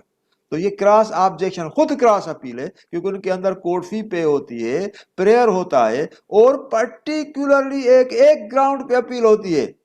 اور اس اپیل کو کس طرح سے گراؤنڈ کو مینیج کیا جاتا ہے کہ وہ ڈکری پوری بھی سیٹ اسائڈ نہیں کرانا چاہتا، ڈکری کا ایک پورشن سیٹ اسائڈ کرانا چاہتا ہے۔ یہ باتیں آپ نہیں سمجھ رہے ہوں گے، میں بالکل سمجھتا ہوں، لیکن جب میں اپنے کیس کا حوالہ آپ کو دوں گا کہ کس طرح سے میں نے اپنے فیور والے کیس کو کراس اپیل بنائی تھی اور اس کے اندر میں نے کیا کہا تھا، تو آپ اس کے اندر پھر پورا سمجھ آئیں گے۔ ابھی یہ چیزیں آپ کو سمجھ میں نہیں آئیں گی۔ قریش صاحب کہہ رہا ہے کہ میں نے اپنے کیس کے اندر جو ہے وہ ڈکری ہے، ڈکری میں نے فیور کی ہے، اس کے اندر میں نے کراس اپیل داخل کی، اس کے اندر میں نے کورٹ فی بھی لگائی، اس کے اندر میں نے پریئر بھی کیا، تو اگر جج پوری کی پوری ڈکری اس کی سیٹ اسائڈ کرے گا تو کیا قریش صاحب سفر نہیں کرے گا؟ کس طرح سے باتیں کر رہا ہے، میں سمجھ میں نہیں آ رہی۔ تو لا جو بھی ہوتا ہے نا، وہ ہوتا ہے پریکٹیکل۔ اگر اس کو پریکٹیکل آپ سمجھائیں گے کسی کو تو سمجھ جائے گا۔ اگر آپ اس کو تھیوریٹیکل، جس طرح سے میں آپ کو بتا رہا ہوں، جیسا cross appeal, cross objections which are preferred by the respondent and respondent prefers the cross objection and this is the provision provided under say order 41 rule 22 and that person has very much right to prefer cross objections in the appeal of the opponent and both appeals will proceed together and the judge will decide both appeals separately and with different fate of the appeal۔ میں نے تو arguments تو کر دی، lecture تو first class دیا، English بھی اچھی بولی، لیکن آپ نے ایک الفاظ بھی نہیں سمجھا، بالکل نہیں سمجھا۔ بولے اب قریش صاحب نے پتہ نہیں کیا کہا، انگریزی بھی اچھی بولی، پروننسیشن بھی اچھا تھا، اور ڈیلیوری الفاظوں کی بھی اچھی تھی، الفاظوں میں اندر تھرو بھی تھا، لیکن سمجھ میں کچھ نہیں آیا۔ تو لا کے اندر یہ چیزیں ہوتی ہیں کہ آپ اس کو اس طرح سے کمیونیکیشن گیپ نہ ہو، کمیونیکیشن اسکلس ہو، آپ اور ہمیں گیپ نہ رہے، میں جو بھی کمیونیکیٹ کروں آپ تک پہنچ جائے، پھر یہ میری کامیابی ہے۔ اگر میں نے آپ کو چیزیں نہیں پہنچائیں تو میری کامیابی نہیں ہے۔ تو اس کے اندر جو آپ لینگویج پڑھیں گے آرڈر 41 اور 22 کے اندر، تو دو چیزیں آپ کو نظر آئیں گی۔ اس کے اندر جو بندہ اپنی فیور کی ڈگری پہ کراس آبجیکشن داخل کر رہا ہے، یہ ڈگری اس پوائنٹ پہ مجھے فیور نہیں کر رہی، لہذا اس پوائنٹ پہ اس کو سیٹ اسائڈ کیا جائے۔ اور دوسرا جو بندہ ہے وہ پوری ڈکری کو چیلنج کرتا ہے، یہ ڈکری پرورس ہے، آربیٹری ہے، الیگل ہے، اس کو پوری کو پورا جائے، کمپلیٹ ڈکری کو سیٹ اسائڈ کیا جائے گا، اور میں کہوں گا کہ ڈکری کے اس پورشن کو سیٹ اسائڈ کرو جو مجھے فیور نہیں کر رہا، جو پورشن مجھے فیور کر رہا ہے اس کو ایز اٹ از رہنے دو، کیونکہ میں اتنا نقصان برداشت نہیں کر سکوں گا۔ اگر آپ پوری ڈکری سیٹ اسائڈ کریں گے تو پھر میں تو نقصان میں جاؤں گا۔ ابھی آپ سوچیں گے یہ پوری ڈگری ہے کیا؟ ابھی سنیں، میں آپ کو اپنا کیس کا حوالہ دے رہا ہوں، ذرا سننا پریکٹیکلی کس طرح سے آپ کمفرٹیبلی ساری چیز سمجھ جائیں گے۔ ایک اسٹیشن یعنی ایک کورٹ کے اندر ہمارا ایک سوٹ تھا، ہم نے ایک سوٹ داخل کیا تھا 30 لاکھ کے ڈیمیجز کا، ہم نے پوری ایویڈنس دے دی، ڈاکیومنٹس دے دیے کہ اس بندے نے 30 لاکھ ہمیں کس طرح سے ڈیمیج کاز کیا، بالکل ایکوریٹ ریلیونٹ ایویڈنس تھی۔ جج نے اس کو اپریشیٹ کیا، جو ٹرائل جج تھا، سینئر سول جج تھا، اس نے اپریشیٹ کیا۔ اپریشیٹ کرنے کے بعد اس نے ہمارے فیور میں ڈکری کیا، لیکن ڈکری کے اندر لکھتا ہے کہ چونکہ انہوں نے 30 لاکھ کا جو کلیم تھا وہ اسٹیبلش کر دیا، وہ پروو ہو گیا ڈاکیومنٹس کے لائٹ میں، لیکن میں جو ڈکری ہے وہ اس کی اس پرسپیکٹو میں 18 لاکھ کا ڈکری گرانٹ کرتا ہوں، and favour of the plaintiff the suit is decreed to the tune of rupees 18 lakh۔ ہم نے اس کو جو پرٹیکولرز دیے تھے، ڈاکیومنٹس دیے تھے، جو ہمارا کلیم تھا وہ تھا 30 لاکھ کا، اس کے اگینسٹ میں جو ڈیفیننٹ تھا وہ اتنی کنکریٹ ایویڈنس نہیں دے سکا کہ ہمارا کلیم جو ہے وہ 30 لاکھ سے 18 لاکھ تک آ جائے، نمبر 1۔ نمبر 2، جج صاحب نے اپنی طرف سے یہ آبزرویشن دی، جبکہ ڈیفینڈر نے اس کو یہ ایویڈنس نہیں دی تھی، نہ ڈیفینڈر نے مانا تھا کہ یہ ڈیمیج جو ہے میں نے اس کو پہنچایا ہے پلینٹف کو وہ 30 لاکھ کا نہیں، 18 لاکھ کا نہیں۔ اس نے کہا میں نے تو ڈیمیج کیا ہی نہیں ہے، کیونکہ میں اس کے اندر پارٹنر تھا، میری ڈیمیج کیا ہی نہیں ہے، میری ایسی کوئی بات نہیں ہے۔ اور جج صاحب نے بھی اس آبزرویشن کے اندر لکھا کہ بھئی یہ چونکہ 30 لاکھ تو اسٹیبلش ہو گئے، لیکن میں سوٹ جو ہے وہ 18 لاکھ کا ڈکری کرتا ہوں۔ یہ تو الفاظ آسان اسٹوری ہے نا جو میں آپ کو بتا رہا ہوں، یہ تو آپ سمجھ رہے ہیں نا۔ اینی وے، ہم نے دیکھا کہ بھئی ہمارے 12 لاکھ اس نے کیوں کم کیے، 18 लाख की डिक्री किस हिसाब में दी? हमने इसको particulars with dates and items दिए थे, जो भी डॉक्यूमेंट्स दिए थे उसके अंदर अमाउंट 30 लाख का था। इसने 30 लाख के अमाउंट की जस्टिफाई भी किया, तो वाकई ये इस्टेब्लिश हो गया, लेकिन मैं 18 लाख देता हूँ। क्यों 18 लाख देता है? कि ये कोई जमींदार की ये औताक तो नहीं है, या उसका कोई अड्डा तो नहीं है। ये तो कोर्ट है, court entirely based on the evidence, documentary evidence was concrete and credible, वो उसको ऑनर करना चाहिए था। उसने फैसला कैसा दिया है? अच्छा, अब भी देखिए, अब now I am concluding it. अभी क्या हुआ, वो डिक्री तो हो गई 18 लाख की, लेकिन वो 18 लाख की डिक्री भी डिफेंडेंट के खिलाफ थी, क्योंकि डिफेंडेंट ने कहा कि इसका 1 रुपया भी नहीं बनता। तो इसका मकसद है कि वो तो अपील करेगा ना। 18 लाख की डिक्री उसके खिलाफ थी, क्योंकि अगर हम खामोश रहते 18 लाख तो हमें मिल जाते। तो हमने कहा कि भाई, उसने कहा कि भाई 18 लाख इसके बनते ही नहीं है, 1 रुपया भी नहीं बनता, और टोटल जो डिक्री है वो इलीगल है। और उसकी इलीगलिटी का वाजिब सबूत भी ये है कि इसने 30 लाख का क्लेम किया और जज ने उसको 18 लाख दे दिया, और 18 लाख भी उसने गलत दिया था, उसको 1 रुपया भी नहीं देना चाहिए था। उसने अपील कर दी। हमने कहा कि भाई, हमारी अपील जो थी, सूट जो था वो 30 लाख का था, इसने हमें 18 लाख रुपए दिए, तो हमने अपील बना दी, क्रॉस ऑब्जेक्शन, वो बना दिए 12 लाख के।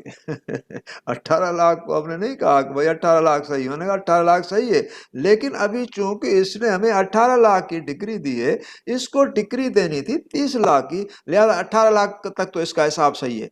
बाकी चूंकि इसकी जो ओमिशन है, जो एविडेंस के ये पार्ट्स हैं, वो उसने अप्रिशिएट नहीं किए, इरिस्पेक्टिव उसने कहा कि हमने प्रूव किया, लेकिन उसको उसने हाईलाइट नहीं किया। तो वो एस्पेक्ट्स हैं जिसके अंदर हमारे 12 लाख इसके क्लियर हैं, तो हम वो उसके अंदर क्रॉस अपील के अंदर हमने दिए, और हमने कहा अपीलेट कोर्ट को इस डिक्री को इनहांस किया जाए।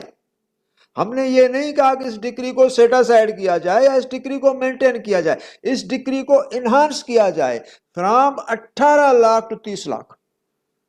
वो क्यों? इसीलिए अगर खुदा न खास्ता अगर हमारी ये अपील, क्रॉस अपील डिसमिस भी हो, तो 18 लाख तो हमारे रहे। ऐसा ना हो कभी हमने कहा कि इस डिक्री को हम पूरी को चैलेंज करें कि भाई इंटायर डिक्री जो है वो सेट असाइड कर दें, तो 18 लाख भी चला जाएंगे। तो हमने कहा डिक्री अपनी जगह पे सही है to the tune of 18 lakh, लेकिन 12 लाख इनहांस किए जाए। तो ये होता है क्रॉस डिक्री। उसके अंदर क्या हुआ कि 12 लाख का क्लेम था, हमने 15,000 की कोर्ट फी दे दी, और हमने उसके अंदर क्रॉस अपील दाखिल कर दी। आगे क्वेश्चंस मजेदार हैं, वो आप खुद देखें, लेकिन बैकग्राउंड ये था मैंने दिया, आप पूरा समझ गए कि क्रॉस अपील किस सूरत में दाखिल होती है। तो क्रॉस अपील इस सूरत में दाखिल होती है जब वो डिक्री दोनों को यानी फेवर ना करे। कंप्लीट डिक्री डिफेंडेंट को फेवर नहीं कर रही थी, और पार्टली डिक्री हमें फेवर नहीं कर रही थी। एक पोर्शन फेवर कर रहा था 18 लाख का, 12 लाख का फेवर नहीं कर रहा था, तो उसने भी अपील डाल दी और हमने भी अपील डाल दी। लेकिन एक बात और जो इससे भी ज्यादा इंपॉर्टेंट है, क्रॉस अपील ही लगती है उसके डिफेंडेंट के अपील में, जो अपीलांट होता है, क्योंकि वो डिफेंडेंट था, इधर अपीलांट हो गया, उसकी अपील में लगेगी, और 30 दिन के अंदर लगती है विद इन सर्विस। हमें नोटिस मिला, हमने वहां गए, तो हमने उसकी अपील पे तो ऑब्जेक्शन दाखिल कर दिए, लेकिन क्रॉस अपील भी दाखिल कर दी। अपनी उसी महीने के अंदर क्रॉस अपील जब दाखिल की, तो वो अपील हमारी उस अपील के साथ टैग होगी, उसके साथ अटैच होगी, दोनों अपीलें साथ चलेंगी। तो अभी बहुत सारे क्वेश्चन हैं कि अगर दोनों अपीलें, प्लेंटिफ जो है, अपीलांट जो है, अगर विथड्रॉ कर दे अपनी अपील तो हमारी अपील कहाँ जाएगी? तो ये सारे क्वेश्चंस हैं, और आगे वो भी हम आपके साथ डिस्कस कर रहे हैं। लेकिन चूंकि इसका बैकग्राउंड था कि cross appeal, what do you mean by cross appeal, तो आप ये समझ गए क्रॉस अपील क्या है, ठीक है ना। अब इसका जवाब देखिए। Appellant prefers appeal against the respondent, ठीक है। Appellant prefers appeal against the respondent, क्यों? पहले हम प्लेंटिफ थे, वो डिफेंडेंट था, सूट डिक्री हो गया, तो अगेंस्ट द डिफेंडेंट हो गया, तो डिफेंडेंट ने अपील कर दी, जब अपील कर दी तो डिफेंडेंट हो गया अपीलांट। हम जो प्लेंटिफ थे, हमारे खिलाफ की, तो हम वहां उस अपील में हो गए रिस्पोंडेंट, ठीक है ना। ये भी आपने समझा। Similarly the appellant files an appeal against the same judgement, तो अपीलांट ने उस जजमेंट के खिलाफ, जो उसका 18 लाख का सूट डिक्री हुआ, उसके खिलाफ, हमारे खिलाफ अपील की। तो ये 18 लाख की जो डिक्री है वो इलीगल है, परवर्स है, आर्बिट्ररी है, ठीक है। The two appeals are said to be cross appeals in respect of each other. تو اس کی اپیل کے اندر ہم نے اپیل ڈال دی تو دونوں ایک ساتھ ٹیگ ہو گئی. تو جب دونوں اپیل ایک ساتھ ٹیگ ہو گئی تو دونوں اپیلیں ایک دوسرے کی کراس اپیلز ہو گئی. ایک اپیل ایک کراس اپیل. آرڈر 41 اور 22 یہ پروویژن کہاں ہے؟ آرڈر 41 اور 22. ٹھیک ہے نا؟ یہ تو آپ کلیئر ہو گئے, یہاں سمجھ گیا. اب 18. If main appeal is dismissed or withdrawn, what would be the fate of cross appeal? Suppose کیجئے وہ جو اپیلانٹ ہے, جو ڈیفیننٹ تھا, وہ کہتا ہے بھائی اسٹیٹمنٹ دیتا ہے, سر آئی withdraw my this appeal and I am no more interested to pursue this appeal and kindly dismiss my appeal. Court نے کہا اوکے ڈسمس اپیل. ہماری تو اس کے ساتھ لگی ہوئی ہے, پھر ہماری اپیل کا کیا ہوگا؟ کیونکہ ہماری انڈیپینڈنٹ اپیل نہیں ہے, ہماری کراس اپیل ہے اور اس اپیل کے ساتھ اٹیچ ہے, سیپریٹ نہیں ہو سکتی, کیونکہ اس کے اندر ہم نے کراس آبجیکشنز دی ہیں جس کا نام کراس اپیل ہے. تو آبجیکشنز جو ہوں گے تو وہ تو اس کے اپیل میں ہوں گے نا, وہ سیپریٹ کیسے ہوں گے؟ تو سیپریٹ اپیل نہیں ہے, وہ اس کے ساتھ ہے. تو یہ ہے کہ مین اپیل از ڈسمسڈ, جو اس کی ڈسمس ہو گئی اپیل, اور وتھ ڈران, اگر وتھ ڈرا کر دی تو what would be the fate of cross appeal, ہماری اب کراس اپیل کا فیٹ کیا ہوگا؟ آنسر دیکھیے. The cross appeal will be heard and determined after such notice to the other parties. وہ ڈسمس ہو گئے لیکن کورٹ اس کو کہے گی اپنے پلینٹف کو, جو رسپونڈنٹ ہے, کہ بھائی آپ کی اپیل سیپریٹلی ہم سنیں گے, میرٹ پہ سنیں گے اور دیکھیں گے آپ کا اماؤنٹ جو ہے 12 لاکھ کا بڑھایا جائے یا نہ بڑھایا جائے. ٹو دیٹ ایکسٹینٹ ہم آپ کو سنیں گے. 18 لاکھ کی ڈگری تو انٹیکٹ ہے, چونکہ اس کو تو آپ نے آبجیکٹ نہیں کیا. آپ کا آبجیکشنس ایک مختصر اور پرٹیکولر ہے کہ بھائی 12 لاکھ مجھے بڑھا کر دیے جائیں, تو ہم وہ سنیں گے آپ کی 12 لاکھ کی ڈیمانڈ جو ہے, جو ٹرائل کورٹ نے ریفیوز کی ہے, وہ صحیح ہے یا غلط ہے. ٹھیک ہے. 19 نمبر پہ کوشچن ہے, court fee paid on the memo of appeal to the extent of amount under decree. اچھا, کورٹ فیس پیڈ, تو جو ہم کراس اپیل لگا رہے ہیں اس کے اندر بھی ہمیں کورٹ فی دینی ہے, کیونکہ وہ ہماری اپیل ہے, فل فلیج اپیل ہے. اس کے اندر ہم پریئر بھی کرتے ہیں, تو پریئر بھی اپیل میں ہوتا ہے, تو سارا اس کا جو اسٹرکچر ہوتا ہے, فارمیٹ ہوتا ہے, وہ اپیل والا ہوتا ہے, تو اس کے اندر ہم کورٹ فی بھی پے کریں گے. Answer yes. کوشچن نمبر 20 ہے, under what circumstances the penalty for breach of contract is imposed. Now یہ ختم ہو گیا, یہ جو کوشچن تھے 19 تک ختم ہو گیا کراس اپیل کا, اور میں نے کوشش کی آپ کو سمجھ میں آ گیا ہوگا انشاءاللہ. ابھی کوشچن ہے کہ under what circumstances the penalty for breach of contract is imposed. اگر کوئی پارٹی کوئی کانٹریکٹ جو ہے وہ اس کی وائلیشن کرتی ہے, بریچ کرتی ہے, تو کیا اس کو پینلٹی لگے گی؟ اگر پینلٹی لگے گی تو کن سرکمسٹانسز میں لگے گی؟ دس از ویری امپورٹنٹ. ٹھیک ہے نا؟ آنسر دیکھیے. When penalty is stipulated in the contract, section 74 contract act. ابھی سمجھنا ہے ہمیں, ابھی سمجھنا ہے کہ پینلٹی اسٹیپولیٹ کیسے ہوتی ہے. میں نے آپ کو مختلف لیکچرز میں 2 باتیں سمجھائی ہیں, ایگریمنٹ کی لیگلٹی کا اور پروپرائٹی کا. کون سی لیگل ایگریمنٹ ہے؟ وہ ایگریمنٹ لیگل ہے جس کے اندر پینلٹی کلاز ہو, اور وہ ایگریمنٹ لیگل ہے جس کے اندر آربیٹریشن کلاز ہو. پینلٹی کلاز کا مقصد یہ ہوتا ہے کہ بھائی یہ ایگریمنٹ ہم نے کی ہے, اپنے کانکرنٹ سے کی ہے, ہوش مندی اور عقل سے کی ہے, کسی فورس کسی پریشر سے ہم نے نہیں کی ہے. یہ کانٹریکٹ جو ہم نے ایزیکیوٹ کیا ہے اس کے جو بھی امپلیمنٹیشن ہے ان ٹرمز اور کنڈیشنز کے اندر اس ٹائم فریم میں ہوگی. پیمنٹ کا جو شیڈول ہے وہ یہ اور یہ ہے, وہ بھی اس ایگریمنٹ کے اندر ہے. اگر یعنی اس کو اتھینٹیکیٹ کرنے کے لیے, لیگلائز کرنے کے لیے, مور کریڈیبل بنانے کے لیے اس کے اندر پینلٹی کلاز یوں لگتا ہے. اگر یہ وینڈار نے اس کی پارٹ پہ جو ایزیکیوٹ کر رہا ہے, دونوں ایزیکیوٹنٹ سے, ایک سپوز کیجئے ایک کانٹریکٹ ہے, یہ آفس میں بیچ رہا ہوں, دوسرا بندہ لے رہا ہے. اس کے اندر یہ ایک بھائی آفس دینے والا میں اس کا وینڈار, دوسرا خریدنے والا وہ وینڈی. وینڈار اور Wendy means seller and purchaser. میں سیلر ہوں, میں وینڈار ہوں, دوسرا پرچیزر ہے, ہی از وینڈی. ابھی ٹرمز یہ ہوئے کہ بھائی آپ کی آفس ہم 20 لاکھ میں لے رہے ہیں یا 40 لاکھ میں لے رہے ہیں. ہم آپ کو 20 لاکھ روپے ابھی دے رہے ہیں، ابھی 4 مہینے کے بعد 20 لاکھ آپ کو اور دیں گے، اور 6 مہینے میں آپ پوزیشن بھی دے دیں گے اور آپ رجسٹر سیل ڈیڈ بھی کرا کے دیں گے۔ ہم نے یہ ٹرمز ایگری کیا، تو یہ ایگریمنٹ لیگلی ابھی تک صحیح نہیں ہے۔ اس کے اندر نیچے یہ ہونا چاہیے کہ 6 مہینے جب میں پوزیشن ہینڈ اوور کروں گا اور رجسٹر سیل ڈیڈ ایزیکیوٹ کر کے دوں گا، جو اس کی اسٹیپولیشن ہے، اگر اس کے اندر میں نے کوئی بھی وائلیشن کی تو میں اس وینڈی کو 5 لاکھ روپیہ ریمبرس کروں گا۔ اگر میں 6 مہینے تک اس کی پوزیشن نہیں دی تو وہ لیگل ہو جائے گی۔ اس کے اندر اور بھی اتھینٹسٹی ہے جو اس کو مور اتھینٹیکیٹ کرتی ہے، وہ یہ ہے کہ اگر کسی بھی صورت میں پیمنٹ کے شیڈول میں ڈیلیوری آف دا پیمنٹ یا کوئی آگے پیچھے کوئی چیز ہو گئی یا اسٹیپولیشن کے تحت ہم پورے نہیں آئے، تو میری طرف سے ایک یہ آربیٹریٹر، اس کی طرف سے یہ اور آربیٹریٹر، یہ یعنی بیچ میں بیٹھ کر اس کی ایمیکبلی سیٹلمنٹ کرائیں گے، کیونکہ کانٹریکٹ کا مقصد یہ کورٹ میں جانا نہیں ہوتا۔ ہم تو کانٹریکٹ ایسے کرتے ہیں کہ بھائی پرسوں کورٹ میں چلے جائیں، لیکن کانٹریکٹ کی اسکیم ہوتی ہے کہ کورٹ میں نہ جائیں، آپ ساری چیزیں پہلے کریں۔ اچھا، یہ تو ہوگی اسٹیپولیشن پینلٹی کی۔ اگر اس بندے نے جو مجھ سے لے رہا ہے 2 مہینے یا 4 مہینے کے اندر باقی 20 لاکھ روپے نہیں دیے، تو اس کے جو 20 لاکھ کی پیمنٹ ہے اس میں 10 لاکھ روپے چلے جائیں گے، اور یہ جو وینڈار ہے اس کو 10 لاکھ روپے واپس کرے گا، 10 لاکھ کی پینلٹی لگے گی اور کانٹریکٹ بھی ختم ہو گئے۔ یہ ہوتا ہے پینلٹی کلاس اس کے اندر، یعنی کوئی بھی وائلیشن کرے گا تو سفر کرے گا۔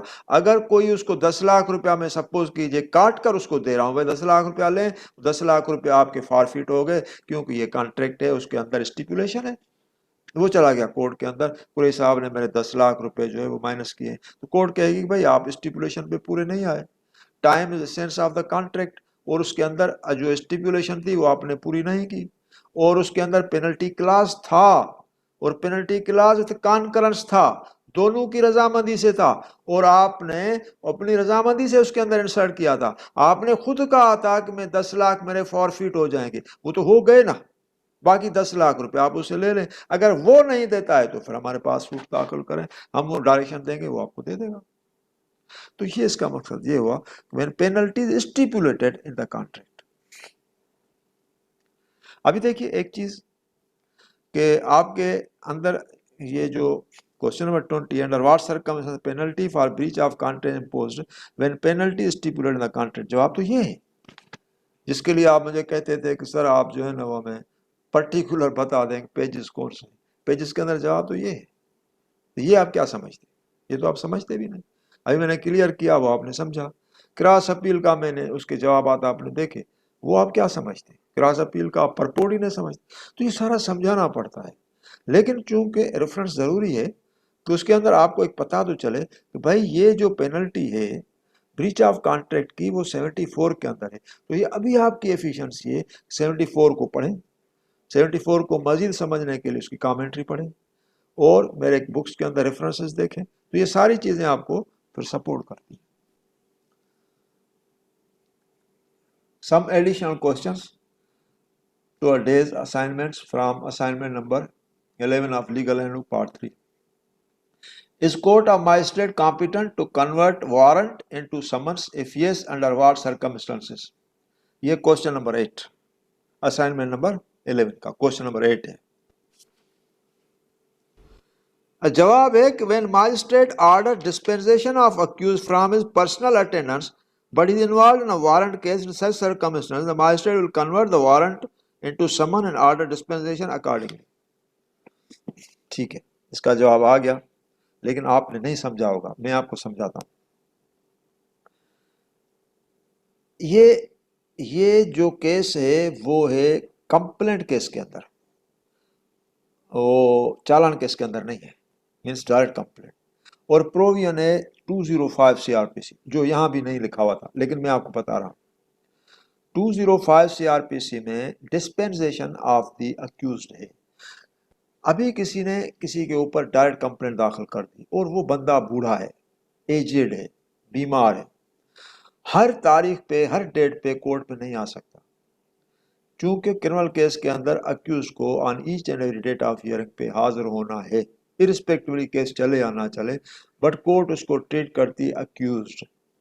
हालांकि ये सिस्टम के साथ में एग्री नहीं हूं कि लॉ कहता है कि जब तक वो अक्यूज प्रूव ना हो और कन्विक्शन ना हो उसको अक्यूज नहीं कहते, लेकिन यहाँ कोर्ट में कॉल होती है ये जो मुजरम है अक्यूज है उसको बुलाया जाए, वो उसको कहते हैं जवाबदार हाजिर हो, लेकिन ये नहीं, उसको कहना चाहिए मिस्टर, क्योंकि वो अक्यूज है ही नहीं अभी। जब अक्यूज हो जाए और कन्विक्शन हो जाए उसके बाद, अभी अक्यूज है ही नहीं।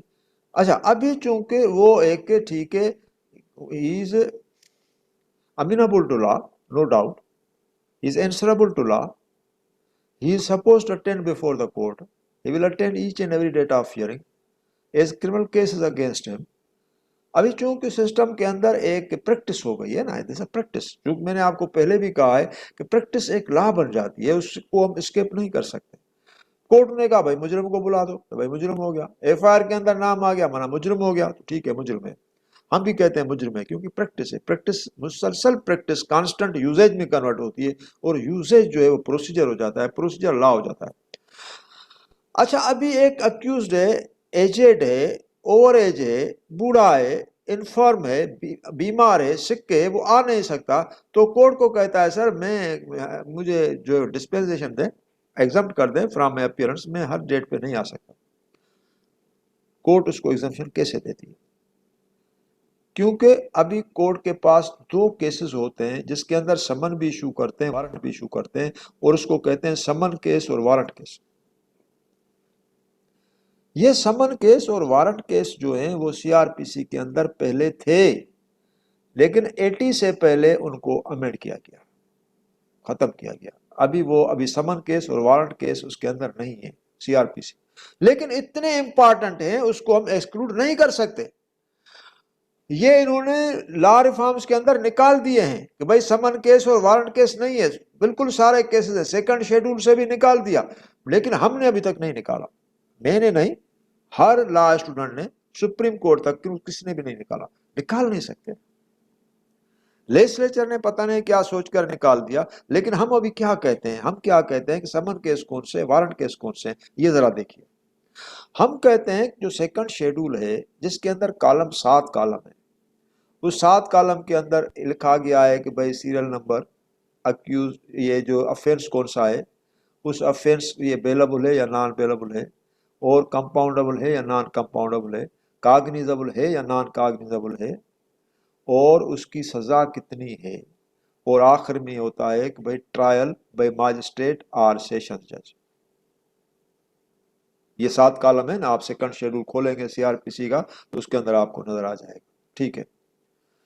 लेकिन उसके अंदर जो सज़ा है भाई, ये अफेंस है, ये सज़ा पनिशेबल कितने टाइम का है, तो कोई है भाई ये 2 साल का, कोई लिखा गया है 3 साल का, कोई लिखा गया है 5 साल का, कोई लिखा गया है 10 साल का, कोई लिखा गया है लाइफ इम्प्रिजनमेंट जो 14 साल बन जाती है, और कोई लिखा गया है डेथ पेनल्टी जो फांसी का है।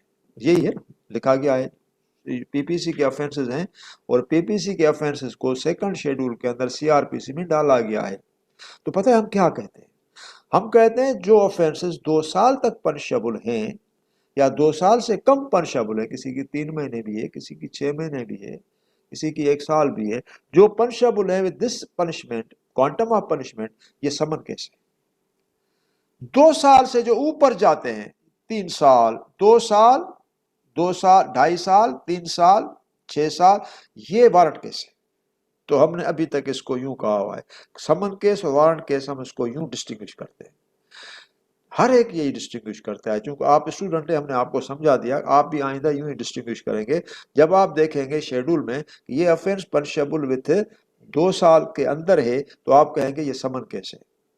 तो समन केस और वारंट केस का कानून के अंदर, लॉ के अंदर उसकी एफिकेसी क्या है, what is the efficacy, that again matters. तो जो समन केसेस होते हैं उसके अंदर अक्यूज को थोड़ी लीनियंसी होती है, जो वारंट केसेस होते हैं उसमें अक्यूज को लीनियंसी नहीं होती। वारंट केसेस के अंदर भी सॉलिटरी पर कन्फाइनमेंट है, और उसकी जो यानी कन्विक्शन है वो सीरियस होती है, लेबर से होती है, تو اس کے اندر سالٹری کنفائنمنٹ بھی ہوتی ہے اور ڈیٹرنٹ ویو بھی اس کے اندر لیا جاتا ہے. جیل سپرنٹینڈنٹ کے اندر وہ دیکھتا ہے جیل سپرنٹینڈنٹ یا بڑے جیل میں جو بڑے ہوتے ہیں مجرم ان کو اس طرح سے لیبر کرایا جاتا ہے. وہی اس طرح سے کیوں یہ جو ہے وہ سیریس و ہارڈنڈ کرمنلس ہیں اور اس کو اتنی پنشمنٹ ملی ہے. جن کی سمن کیسز کے اندر جن کی سزا کم ہوتی ہے تو وہ اس کے لیے کہتے ہیں بھائی یہ سمپل امپرزنمنٹ ہے. یہ کہلاتی ہے سمپل امپرزنمنٹ. سمپل امپرزنمنٹ ہے اور اس کو اتنا لیبر یا وغیرہ نہیں ہوگا اور سالٹری کنفائنمنٹ میں یہ بندہ نہیں جائے گا. تو اس کی یہ ایک ڈسٹنکشن ہے نمبر 1. نمبر 2 کہ اس کو لا کے اندر بھی شروع میں لیٹیٹیوڈ دیا گیا ہے. اگر سمن کیس کا بندہ ہوگا تو اس کو ڈسپینسیشن ملے گی, ایگزمپشن ملے گی. ٹھیک ہے بھائی, آپ سمن کیس کے اندر ہیں, آپ نہ آئیں, آپ کا وکیل صاحب آئے گا, آپ کے وکیل کے تھرو ہم جو ہے وہ آپ کو ایگزمپٹ کرتے ہیں اور آپ کی بیہاف پہ وکیل آئے گا. ٹھیک ہے, ہاں جب آپ کی ضرورت پڑے, ہمیں 2 جگہ پہ آپ کی ضرورت پڑے گی. ایک تو جب آپ کا چارج فریم ہوگا اس وقت آپ آ جانا, تکلیف کرنا, اور دوسری ٹائم میں آپ کی ضرورت پڑے گی جب آپ کی ججمنٹ ہو یا آپ اپنی ایویڈنس دینا چاہیں, تو اس کے علاوہ آپ نہ آئیں. لیکن وارنٹ کیس اگر ہوتا ہے تو کورٹ کہتی ہے نہیں بھائی نہیں, آپ کے خلاف وارنٹ کیس کے اندر آپ انوالو ہیں اور آپ کو آنا پڑے گا. اچھا, ابھی یہ سمن کیس اور وارنٹ کیس کے اندر کس طرح سے اسٹیبلش ہوتا ہے کہ بھائی یہ سمن کیس ہے اور وارنٹ کیس ہے. This is again another aspect. جب ڈائریکٹ کمپلینٹ کورٹ کے اندر داخل ہوتی ہے تو کورٹ جب ایڈمٹ کرتی ہے, ایڈمیشن کرنے کے بعد کورٹ اکیوز کو کال کرتی ہے کہ بھائی ٹھیک ہے یہ کیس اس کے خلاف پرائما فیسا اسٹیبلش ہو گیا. Now the person will be called to attend the court and give surety. تو اس کے لیے ایک پروسیس نکلتی ہے. تو یہ ڈسکریشن ہے کورٹ کی, تو وہ پروسیس سمن میں نکالیں یا وارنٹ میں نکالیں. تو سپوز کیجئے کورٹ کہتی ہے کہ بھائی ٹھیک ہے اکیوزڈ ہے اور ان دا فرسٹ انسٹنس پروسیس جا رہی ہے, وہ بھی ریسپیکٹیبل پرسن ہے, ریپٹ کرے گا, آئے گا, شیورٹی فرنش کرے گا, ہم جو ہے وہ اس کو سمن نکالتے ہیں, پہلے وہ آ جائے دیکھیں, اگر سمن پہ نہیں آتا تو پھر ہم وارنٹ نکالیں گے. لیکن ان دا فرسٹ انسٹنس سمن از ایشوڈ, جو لا کی ریکوائرمنٹ بھی ہے. تو وہ سمن میں آئے گا. جب سمن آئے گا تو مینس یہ ہے سمن کیس کے اندر کورٹ اس کو سمن جب نکالا تو یہاں لکھا گیا ہے کہ بھائی یہ اس کے اندر جو آنسر ہے جو میں نے آپ کو بتایا کہ اگر سمن ایشو ہے تو کورٹ اس کا اپیئرنس ڈسپینس کرے گی کیونکہ سمن ایشو ہے. اگر کورٹ نے اس کو وارنٹ ایشو کیا گیا ہے تو مینس کورٹ نے اس کیس کو وارنٹ کیس ٹریٹ کیا ہے اور وارنٹ کیس کے اندر ایگزمپشن نہیں ہوتی. تو کورٹ کہے گی بھائی آپ وارنٹ کیس کے اندر انوالو ہیں, مور دین 2 ایئرس افینس ہے, پنشیبل ہے, اس کے اندر آپ انوالو ہیں اور آپ کے خلاف ہم نے پہلے وارنٹ نکالا ہوا ہے, سمن تو آپ کے خلاف ہے ہی نہیں. جب وارنٹ نکلا ہوا ہے تو ہم آپ کو اپیئرنس کی ایگزمپشن کیسے دیں گے؟ تو دیر ول بی نو ایگزمپشن. تو کیا ہوتا ہے کہ بھائی اس کے اندر کیا ایک اکیوزڈ ہے, انفرم ہے, بیمار ہے, ایجڈ ہے, کورٹ دیکھ رہی ہے. تو کورٹ کو لیجسلیچر نے ایک پاور دیا, کورٹ کو کہا ٹھیک ہے آپ نے وارنٹ نکالا, آپ ایسا کریں جو آپ نے وارنٹ نکالا ہے اس کو کنورٹ کریں سمن میں, اور اس کو سمن میں جب کنورٹ کریں گے تو ایگزمپشن آپ دے سکیں گے. وارنٹ کے کیس کے صورت میں آپ ایگزمپشن نہیں دے سکتے. تو کورٹ آرڈر کرتی ہے کہ accused is involved in warrant case and initially warrant was issued against him and his attendance was procured by the process after issuance of warrant and he is involved in warrant case as he has sought exemption or dispensation from a court attendance on account of his ill health etc whatever may be and prima facie he appears to be old person, infirm or sick person. Therefore, this court within its competence convert warrant into summon and accord dispensation to the accused from his personal attendance before this court with direction that he will attend the court through his advocate on each and every date of hearing till his appearance is wanted by this court. تو یہ court order کرتی ہے. جب یہ court order کرے گی تو اس کے اندر کیا ہوگا, اس کی ایگزمپشن ملے گی. تو کورٹ نے اپنے پاور سے اس وارنٹ کو کنورٹ کیا سمن میں. جب وارنٹ کو سمن میں کنورٹ کریں گے تو ایگزمپشن دیں گے, وارنٹ کے صورت میں ایگزمپشن کورٹ نہیں دے سکتے. تو دس از دیٹ تھنگ. ابھی کوشچن نمبر 2 ہے, can old contract be rescinded, altered اور changed under a new contract by consent of the parties. ٹھیک ہے نا, ابھی ایک اولڈ کانٹریکٹ ہے, پارٹیز نے کانٹریکٹ کیا آپس میں, دو بندے ہیں, انہوں نے کانٹریکٹ کیا, بھائی میں جو ہے آئی فونس, موبائل فونس کا کاروبار کرتا ہوں, میں ہر سال یو کے سے تقریباً 200 آئی فونس منگاتا ہوں, کیونکہ ابھی آئی فون کی تقریباً جو کاسٹ ہے وہ 2.5 سے 3 لاکھ ہے.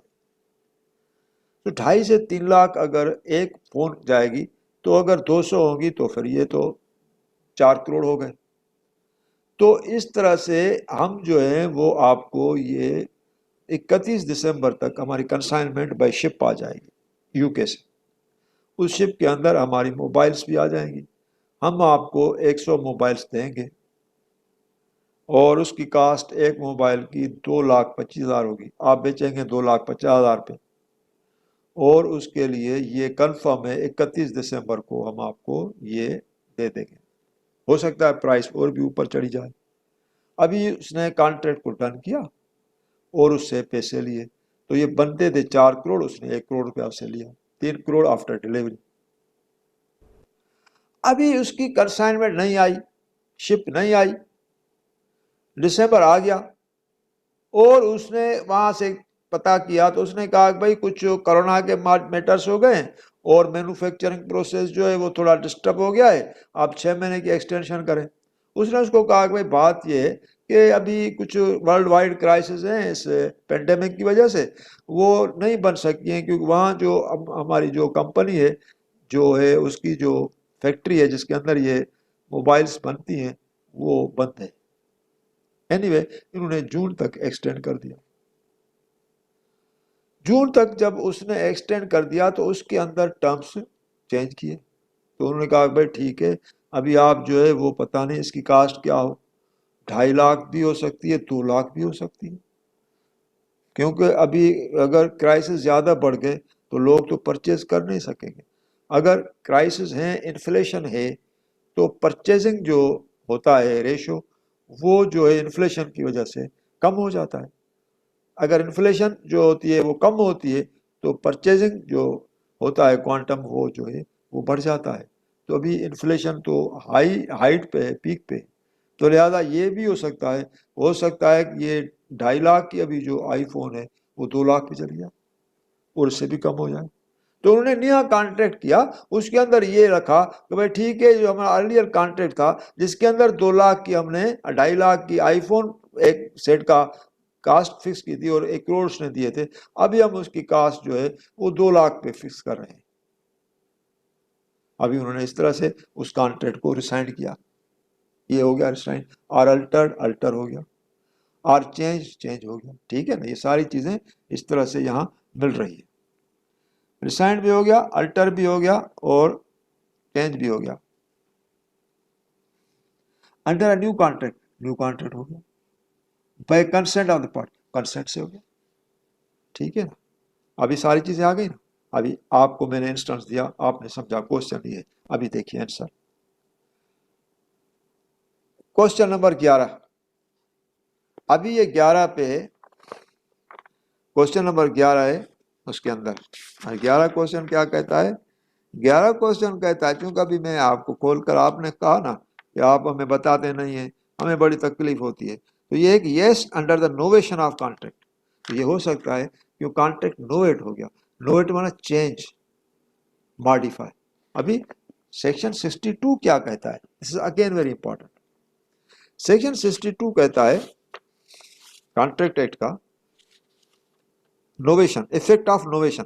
Effect of novation, rescission and alteration of contract. If the parties to a contract agree to substitute a new contract, جس طرح سے آئی فون والے نے ایگری کیا کہ بھائی ہم سبسٹیٹیوٹ کرتے ہیں, for it or to rescind or alter it, اس کو ریسائنڈ بھی کیا, الٹر بھی کیا, the original contract need not be performed. Original contract جو ہے وہ پرفارم نہیں ہوگا. ٹھیک ہے نا, اوریجنل کانٹریکٹ جو ہے وہ پرفارم نہیں ہوگا. اوریجنل کانٹریکٹ گیا. تو ریسیشن کہاں ہے اور ریکٹیفیکیشن کہاں ہے, الٹریشن کہاں ہے, کینسلیشن کہاں ہے؟ وہ تو کانٹریکٹ ایکٹ کے اندر تو نہیں ہے. Rectification under section 31 of the special effect, rescission under section 35 of special effect, Novation under section 62 of Contract Act, cancellation under section 39 of the special effect. ये दो स्टेट्यूट्स हैं, क्योंकि मैंने आपको पहले भी लेक्चर्स में बताया है कि ये स्पेशल रिलीफ एक्ट और कॉन्ट्रैक्ट एक्ट इंटरचेंजेबल हैं, ये क्लोज हैं, एक की डेफिनेशन दूसरे में अप्लाई करती है, इनको हम बाइफर्केट नहीं कर सकते। इसकी बाइफर्केशन सिर्फ उस पॉइंट पे है कि यानी कॉन्ट्रैक्ट एक्ट मूवेबल प्रॉपर्टी पे अप्लाई करता है और special relief act immovable property पे अप्लाई करता है, सिर्फ ये डिस्टिंक्शन है। बाकी इनके अंदर जो कॉन्ट्रेक्चुअल डीलिंग्स हैं, मैटर्स हैं, परफॉर्मेंसेस हैं, रेक्टिफिकेशन हैं, रिसीशंस हैं, नोवेशंस हैं, वो सेम है, बिल्कुल डिट्टो है, एक का दूसरे में यानी डायरेक्ट यानी इन्वॉल्वमेंट है। उसका वाजिब जो यानी एपरेंट जो इंस्टेंस है वो मैं आपको बताता हूं। Agreement outcome of the special effect, लेकिन डिफाइंड है कॉन्ट्रैक्ट एक्ट। कॉन्ट्रैक्ट एक्ट के अंदर जो कॉन्ट्रैक्ट की डेफिनेशन है उसकी इन्फोर्समेंट है स्पेशल इफेक्ट के अंदर सेक्शन 4 में। सेक्शन 4 कहता है कि कोई भी एग्रीमेंट उस वक्त तक स्पेशल इफेक्ट के अंदर इंप्लीमेंट या कोर्ट कॉग्निजेंस में नहीं आएगी जब तक उसका स्टेटस कॉन्ट्रैक्ट एक्ट के अंदर नहीं फॉल करेगा, या जब तक वो एग्रीमेंट कॉन्ट्रैक्ट नहीं बनेगी। तो ये इंटरचेंजेबल है। तो लिहाजा इसके अंदर एक चीज ये आपको दिखाई दी कि ये जो रेसिशन है या अल्ट्रेशन है या चेंजिंग ऑफ द कॉन्ट्रैक्ट है bye consent of the parties हो सकता है।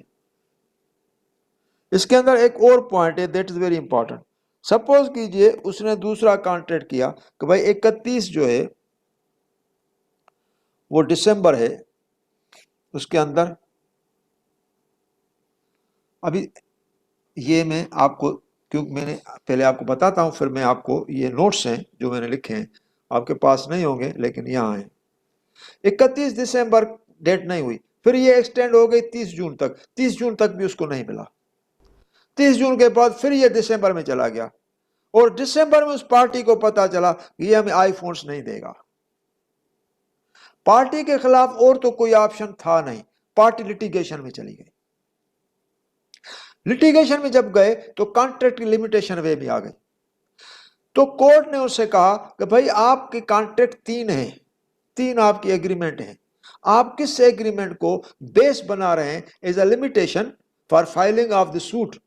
किस एग्रीमेंट को आप फाउंडेशन बना रहे हैं? कौन सी एग्रीमेंट आप ले आ रहे हैं, पहली, दूसरी या तीसरी?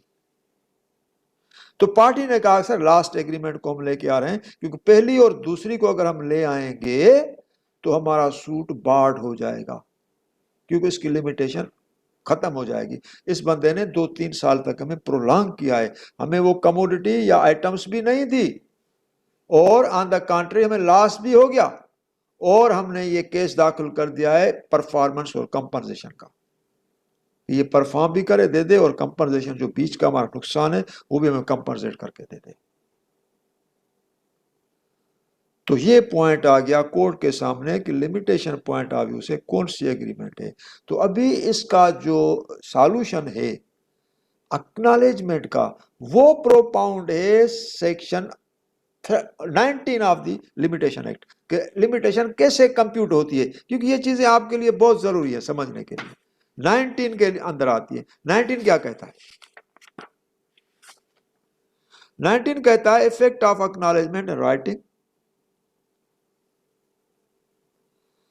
where before the expiration of the period prescribed for a suit or application, यानी उसके अंदर हर सूट के अंदर तो टाइम होता है ना, इतने सूट का 3 साल होगा, इसका इतना टाइम है, इतना किसका 1 साल है।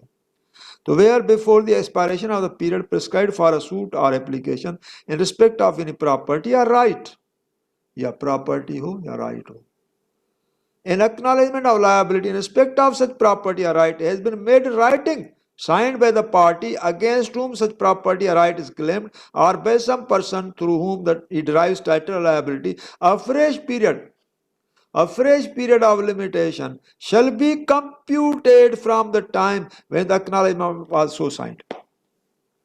اچھا ابھی آپ اس کو پڑھیں گے، کو سمجھ میں تو اتنا نہیں آئے گا، آپ پڑھیں گے بولیں گے پتہ نہیں قریشی صاحب نے کیا سمجھایا، سمجھ میں تو کچھ نہیں آیا، لیکن میں چونکہ آپ کو ایسے چھوڑوں گا تو نہیں جب تک آپ سمجھیں گے نہیں۔ تو ابھی کیا ہے کہ اس نے ایگریمنٹ کی، پہلی ایگریمنٹ کی کہ بھائی ہم آپ کو 30 یعنی 31 دسمبر تک دیں گے، 30 دسمبر تک اس نے نہیں دیا، پھر ایگریمنٹ کی کہ میں آپ کو 30 جون تک دوں گا، 30 جون کو بھی نہیں کیا، پھر 31 تک کیا، تیسری ایگریمنٹ۔ ابھی یہ لا کہتا ہے جو میں نے آپ کو ایکنالجمنٹ والا پڑھ کر سنایا سیکشن 19، وہ کہتا ہے کہ اگر آپ نے دوسری ایگریمنٹ 31 دسمبر سے پہلے کی، مینس 30 دسمبر تک کی، تو لمیٹیشن جو ہے وہ آپ کی رن کرے گی دوسری ایگریمنٹ والی۔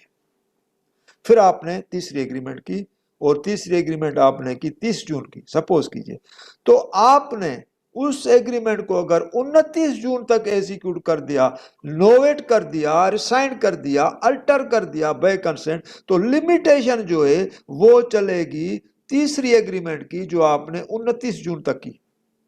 لیکن خدا نخواستہ آپ نے ہر ایگریمنٹ یعنی 30 دسمبر تک، 31 دسمبر تک ہے، آپ نے کہا ٹھیک ہے، اور آپ نے 1 جنوری کو کر دیا دوسرے ایئر کو، اور دوسری ایگریمنٹ آپ نے 30 جون تک ہے، آپ نے اس کو 1 جولائی کو کر دیا، تو لا کہتا ہے تو آپ کی دونوں ایگریمنٹ ختم، کیونکہ اس کو آپ نے لیپس کر دیا۔ جب ایگریمنٹ لیپس ہو گئی تو اس کی لیگلٹی ختم ہو گئی، اس کی کنٹینیوٹی میں آپ نے نہیں کیا، اس کو لیپس ہونے دیا، تو آپ کی کوڈ کے اندر جو لمیٹیشن کی کاؤنٹنگ ہوگی، کمپیوٹیشن ہوگی، وہ فرسٹ ایگریمنٹ سے ہوگی جو پہلے آپ نے کی تھی۔ ابھی آپ بتائیں گے آپ ٹائم کے اندر ہیں یا نہیں۔ تو لہٰذا یہ ایکنالجمنٹ آف لائبلٹی ہے کسی پراپرٹی کے سلسلے میں، اگر آپ دوسری ایگریمنٹ کریں تو پہلی ایگریمنٹ کو ایکسپائر ہونے نہ دیں، اس کی کنٹینیوٹی کے دوران دوسری ایگریمنٹ کریں، تو لمیٹیشن آپ کی دوسری ایگریمنٹ سے چلے گی۔ اگر اس کو آپ نے لیپس کر دیا، ایکسپائر کر دیا، اور اس کے بعد آپ نے دوسری ایگریمنٹ کی، تو دوسری ایگریمنٹ کی لیگلٹی پروپرائٹی کوڈ کے اندر لمیٹیشن پوائنٹ آف ویو سے کوئی نہیں ہوگی۔ This is the point. Answer is novation of contract. Novation is defined under section 62 of Contract Act, but we will go ahead in discussing rescission under section 35 of Special Effect, and alteration or rectification section 31 of Special Effect, and cancellation of contract under section 39 of Special Effect. In addition, we will also discuss section 19 of Limitation Act, جو میں نے ابھی آپ کو بتایا, to know the effect of first written agreement before its novation or rescission. تو آپ اس کا اسکرین شاٹ لے سکتے ہیں کیونکہ یہ آپ کے پاس نہیں، آپ اس کا اسکرین شاٹ لیں کیونکہ یہ میں نے اپنی طرف سے بنایا ہے۔ ابھی کوسچن نمبر 3 ہے، we'll discuss as to sharp distinction between section 8 and 9 of special effect. یہ بہت امپورٹنٹ کوسچن ہے، اتنا امپورٹنٹ کوسچن ہے کہ شاید ہی کوئی امتحان ہو جس کے اندر یہ نہ آیا ہو، کیونکہ 2 پوزیشن پہ پروویژنس ہیں اور اسپیشل ریلیف ایکٹ کے اندر ہیں، اس کا سوٹ سول پروسیجر کوڈ کے اندر داخل ہوتا ہے، کیونکہ سیکشن 8 کے اندر اسپیسیفکلی لکھا گیا ہے کہ suit for recovery of possession will be filed under section 8 and procedure shall be regulated from the code of civil procedure. تو اس کا ریگولیٹ سی پی سی کرتا ہے اس کا پروسیجر۔ تو سیکشن 8 کے اندر جو ہم سوٹ داخل کرتے ہیں وہ کسی ٹائٹل پہ ہوتا ہے یا لیگل کریکٹر پہ ہوتا ہے، لیکن سیکشن 9 کا جو ہم سوٹ داخل کرتے ہیں وہ نہ ٹائٹل پہ ہوتا ہے نہ لیگل کریکٹر پہ ہوتا ہے۔ تو اس کا مقصد یہ ہے کہ سیکشن 9 کے اندر اگر کسی کو ڈسپوزیس کیا گیا ہے اور وہ انکروچر ہے تو انکروچر بھی سوٹ داخل کر سکتا ہے سیکشن 9 کے اندر کہ مجھے واپس کیا جائے، کیونکہ کسی بندے کو ڈسپوزیس کرنے کا طریقہ فورسبلی نہیں ہے لیکن انڈر دا لا ہے۔ اگر وہ انکروچر ہے تو اس کا اسٹیٹیوٹ ہے اینٹی انکروچمنٹ ایکٹ، اس کا سی پی سی یا اسپیشل ایفیکٹ نہیں ہے۔ اینٹی انکروچمنٹ ایکٹ کی جو جورسڈکشن ہے وہ ریونیو کے ماجسٹریٹس کو ہے، ریونیو کے ماجسٹریٹ پریلیمنری انکوائری کر کے اس کو ڈسپوز کرتے ہیں، ان کا پاس اپنا ایک پروسیجر ہوتا ہے جو اینٹی انکروچمنٹ ایکٹ میں دیا گیا ہے۔ تو لا کہتا ہے اگر کسی کو بھی ڈسپوزیس کرنا ہو تو لا کے اندر کریں، فورسبلی ڈسپوزیس نہ کریں۔ تو سیکشن 8 کے اندر ٹائٹل یا لیگل کریکٹر کی پوزیشن ہے، اور سیکشن 9 کے اندر خالی پوزیشن ہے، آکیوپنٹ ہے، اس کی پوزیشن ہے، کوئی بھی ہو سکتا ہے، ٹیننٹ بھی ہو سکتا ہے۔ اچھا، سیکشن جو 9 کی لمیٹیشن ہے وہ 6 مہینے ہے as per article 3 of the limitation act, اور اس کی لمیٹیشن 12 سال ہے سیکشن 8 کی سوٹ داخل کرنے کی ایز پر آرٹیکل 142۔ سیکشن 9 کو اگر آپ نے آرٹیکل 3 کے تحت 6 مہینے میں داخل نہ کیا تو لا نے آپ کو ایک اور لیٹیٹیوڈ پرووائڈ کیا ہے کہ آپ 12 سال کے اندر بھی داخل کر سکتے ہیں۔ لیکن سیکشن 8 کو ہم سیکشن 9 کے اندر 6 مہینے میں داخل نہیں کریں گے، اس کی ایک ڈسٹنکشن ہے۔ سیکشن 9 کے اندر آپ کمپنسیشن کلیم نہیں کر سکتے، ڈیمیج کلیم نہیں کر سکتے، کیونکہ ہو سکتا ہے کہ سیکشن 9 والا آکیوپنٹ انکروچر ہو، لیکن سیکشن 8 والا جو آکیوپنٹ ہے اگر وہ ڈسپوز ہو گیا تو وہ مین پروفٹس بھی لے سکتا ہے، ڈیمیجز بھی لے سکتا ہے، کمپنسیشن بھی لے سکتا ہے۔ تو یہ پریکٹیکل ڈسٹنکشنز ہیں بٹوین دیز ٹو پروویژنز۔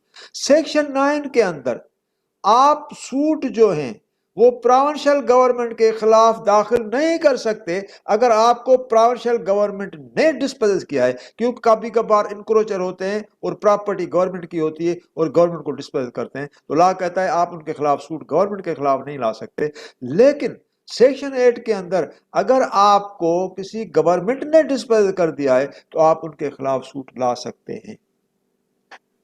تو یہ سیکشن 8 اور 9 کی ڈسٹنکشن تھی جو میں نے ابھی آپ کو بتا دی۔ سیکشن 8 اور 9 میں ایک اور بھی ڈسٹنکشن ہے، وہ یہ ہے کہ سیکشن 9 کی جو پروسیڈنگ ہے وہ سمری پروسیڈنگ ہے اور اس کے اندر اپیل اور ریویژن داخل نہیں ہوتی، جبکہ سیکشن 8 کی پروسیڈنگ کے اندر اپیل ہے۔ تو these were the distinction features between section 8 اور سیکشن 9، اور اس کو آپ اچھی طرح سمجھیں گے کوسچن نمبر 15 کے اندر اس کا آنسر ہے اور الابوریٹ آنسر ہے، آپ اس کو دیکھ لینا۔ کوسچن نمبر 4 ہے how challan is disposed of. یہ کوسچن نمبر 45 پہ ہے، چالان ڈسپوز آف کیسے ہوگا؟ چالان دیکھا جائے گا کورٹ کے اندر کہ چالان فائنل ہے، چالان انٹیرم ہے، چالان سبسیکوینٹ ہے۔ اگر انٹیرم چالان ہے تو کورٹ اس کے اوپر بھی کاگنیزنس لیتی ہے، یا تو اس کو ایکسپٹ کرے ایز انٹیرم چالان تو سمجھیں کورٹ نے کاگنیزنس نہیں کیا اور پوسٹ پون کر دیا کاگنیزنس اور ایڈجرنمنٹ پروزیکیوشن کی الو کر دی۔ اگر کورٹ نے انٹیرم چالان کو فائنل ٹریٹ کر کے اور ایڈمٹ کر دیا تو مینس کورٹ نے کاگنیزنس لے لیا، تو یہ کورٹ کاگنیزنس ہوتا ہے، اور کورٹ کے پاس فائنل چالان بھی آتا ہے اور کورٹ کے پاس انٹیرم چالان بھی آتا ہے، کورٹ کے پاس یعنی ایک کینسل کلاس کا بھی چالان آتا ہے، لیکن چالان کا لفظ سی آر پی سی کے اندر نہیں ہے، پولیس چارج شیٹ یا پولیس رپورٹ کہلاتا ہے، اور کورٹ اس طرح سے اس کو ڈسپوز آف کرتی ہے۔ کوسچن نمبر 45 میں اس کی کلیئریفیکیشن اور ڈیٹیلز دیے گئے۔ What is the procedure and manner as to filing of summary suit? This very interesting question. Summary suit جو ہے وہ داخل ہوتا ہے آرڈر 37 میں، اور سمری سوٹ داخل ہوتا ہے، اس کے پیچھے جو آئٹمس ہیں وہ 3 ہیں جو سی پی سی کے اندر لکھے گئے، ایک ہنڈی ہے، ایک پرامزری نوٹ ہے، اور ایک بل آف ایکسچینج ہے۔ نیگوشیبل انسٹرومنٹس جو ہیں وہ 3 ہیں جو نیگوشیبل انسٹرومنٹس ایکٹ کے اندر لکھے گئے۔ Number 1 promissory note section 4، number 2 bill of exchange section 5، number 3 cheque section number 6۔ جو سگنیفیکنٹ بات ہے دونوں کے اندر، نیگوشیبل انسٹرومنٹ ایکٹ کے جو بھی نیگوشیبل انسٹرومنٹس ہیں ان کی جو پرفارمنس ایزیکیوشن یا ٹرائل کا جو پروسیس ہے وہ آرڈر 37 سی پی سی پرووائڈ کرتا ہے، کیونکہ اس کا اپنا ٹرائل یا پروسیجر نیگوشیبل انسٹرومنٹ ایکٹ کے اندر نہیں ہے، کیونکہ نیگوشیبل انسٹرومنٹ ایکٹ اسپیشل لا ہے اور اس کے اندر ٹرائل کا پروسیجر نہیں۔ لیکن دو ڈسٹنکٹیو فیچرز ان کے درمیان میں ہیں کہ ہنڈی جو ہے وہ اس کے اندر ہے سی پی سی کے اندر، اور ہنڈی نیگوشیبل انسٹرومنٹس ایکٹ کے اندر نہیں، اور چیک جو ہے وہ نیگوشیبل انسٹرومنٹ ایکٹ کے اندر ہے وائٹ سیکشن نمبر 6، اور چیک کا نام جو ہے وہ آرڈر 37 کے اندر نہیں۔ تو کیا ہوتا ہے، چیک تو آرڈر 37 کے اندر یعنی اس کے کیسز سمری سوٹس داخل ہوتے ہیں، لیکن ہنڈی کا کوئی بھی سمری سوٹ داخل نہیں ہوتا۔ ہوں گے آج سے کوئی 20-30 سال پہلے ہوں گے، کیونکہ آج سے 20-30 سال پہلے ہنڈی لیگلائز تھا، ابھی ہنڈی منی لانڈرنگ میں کنورٹ ہو گیا ہے۔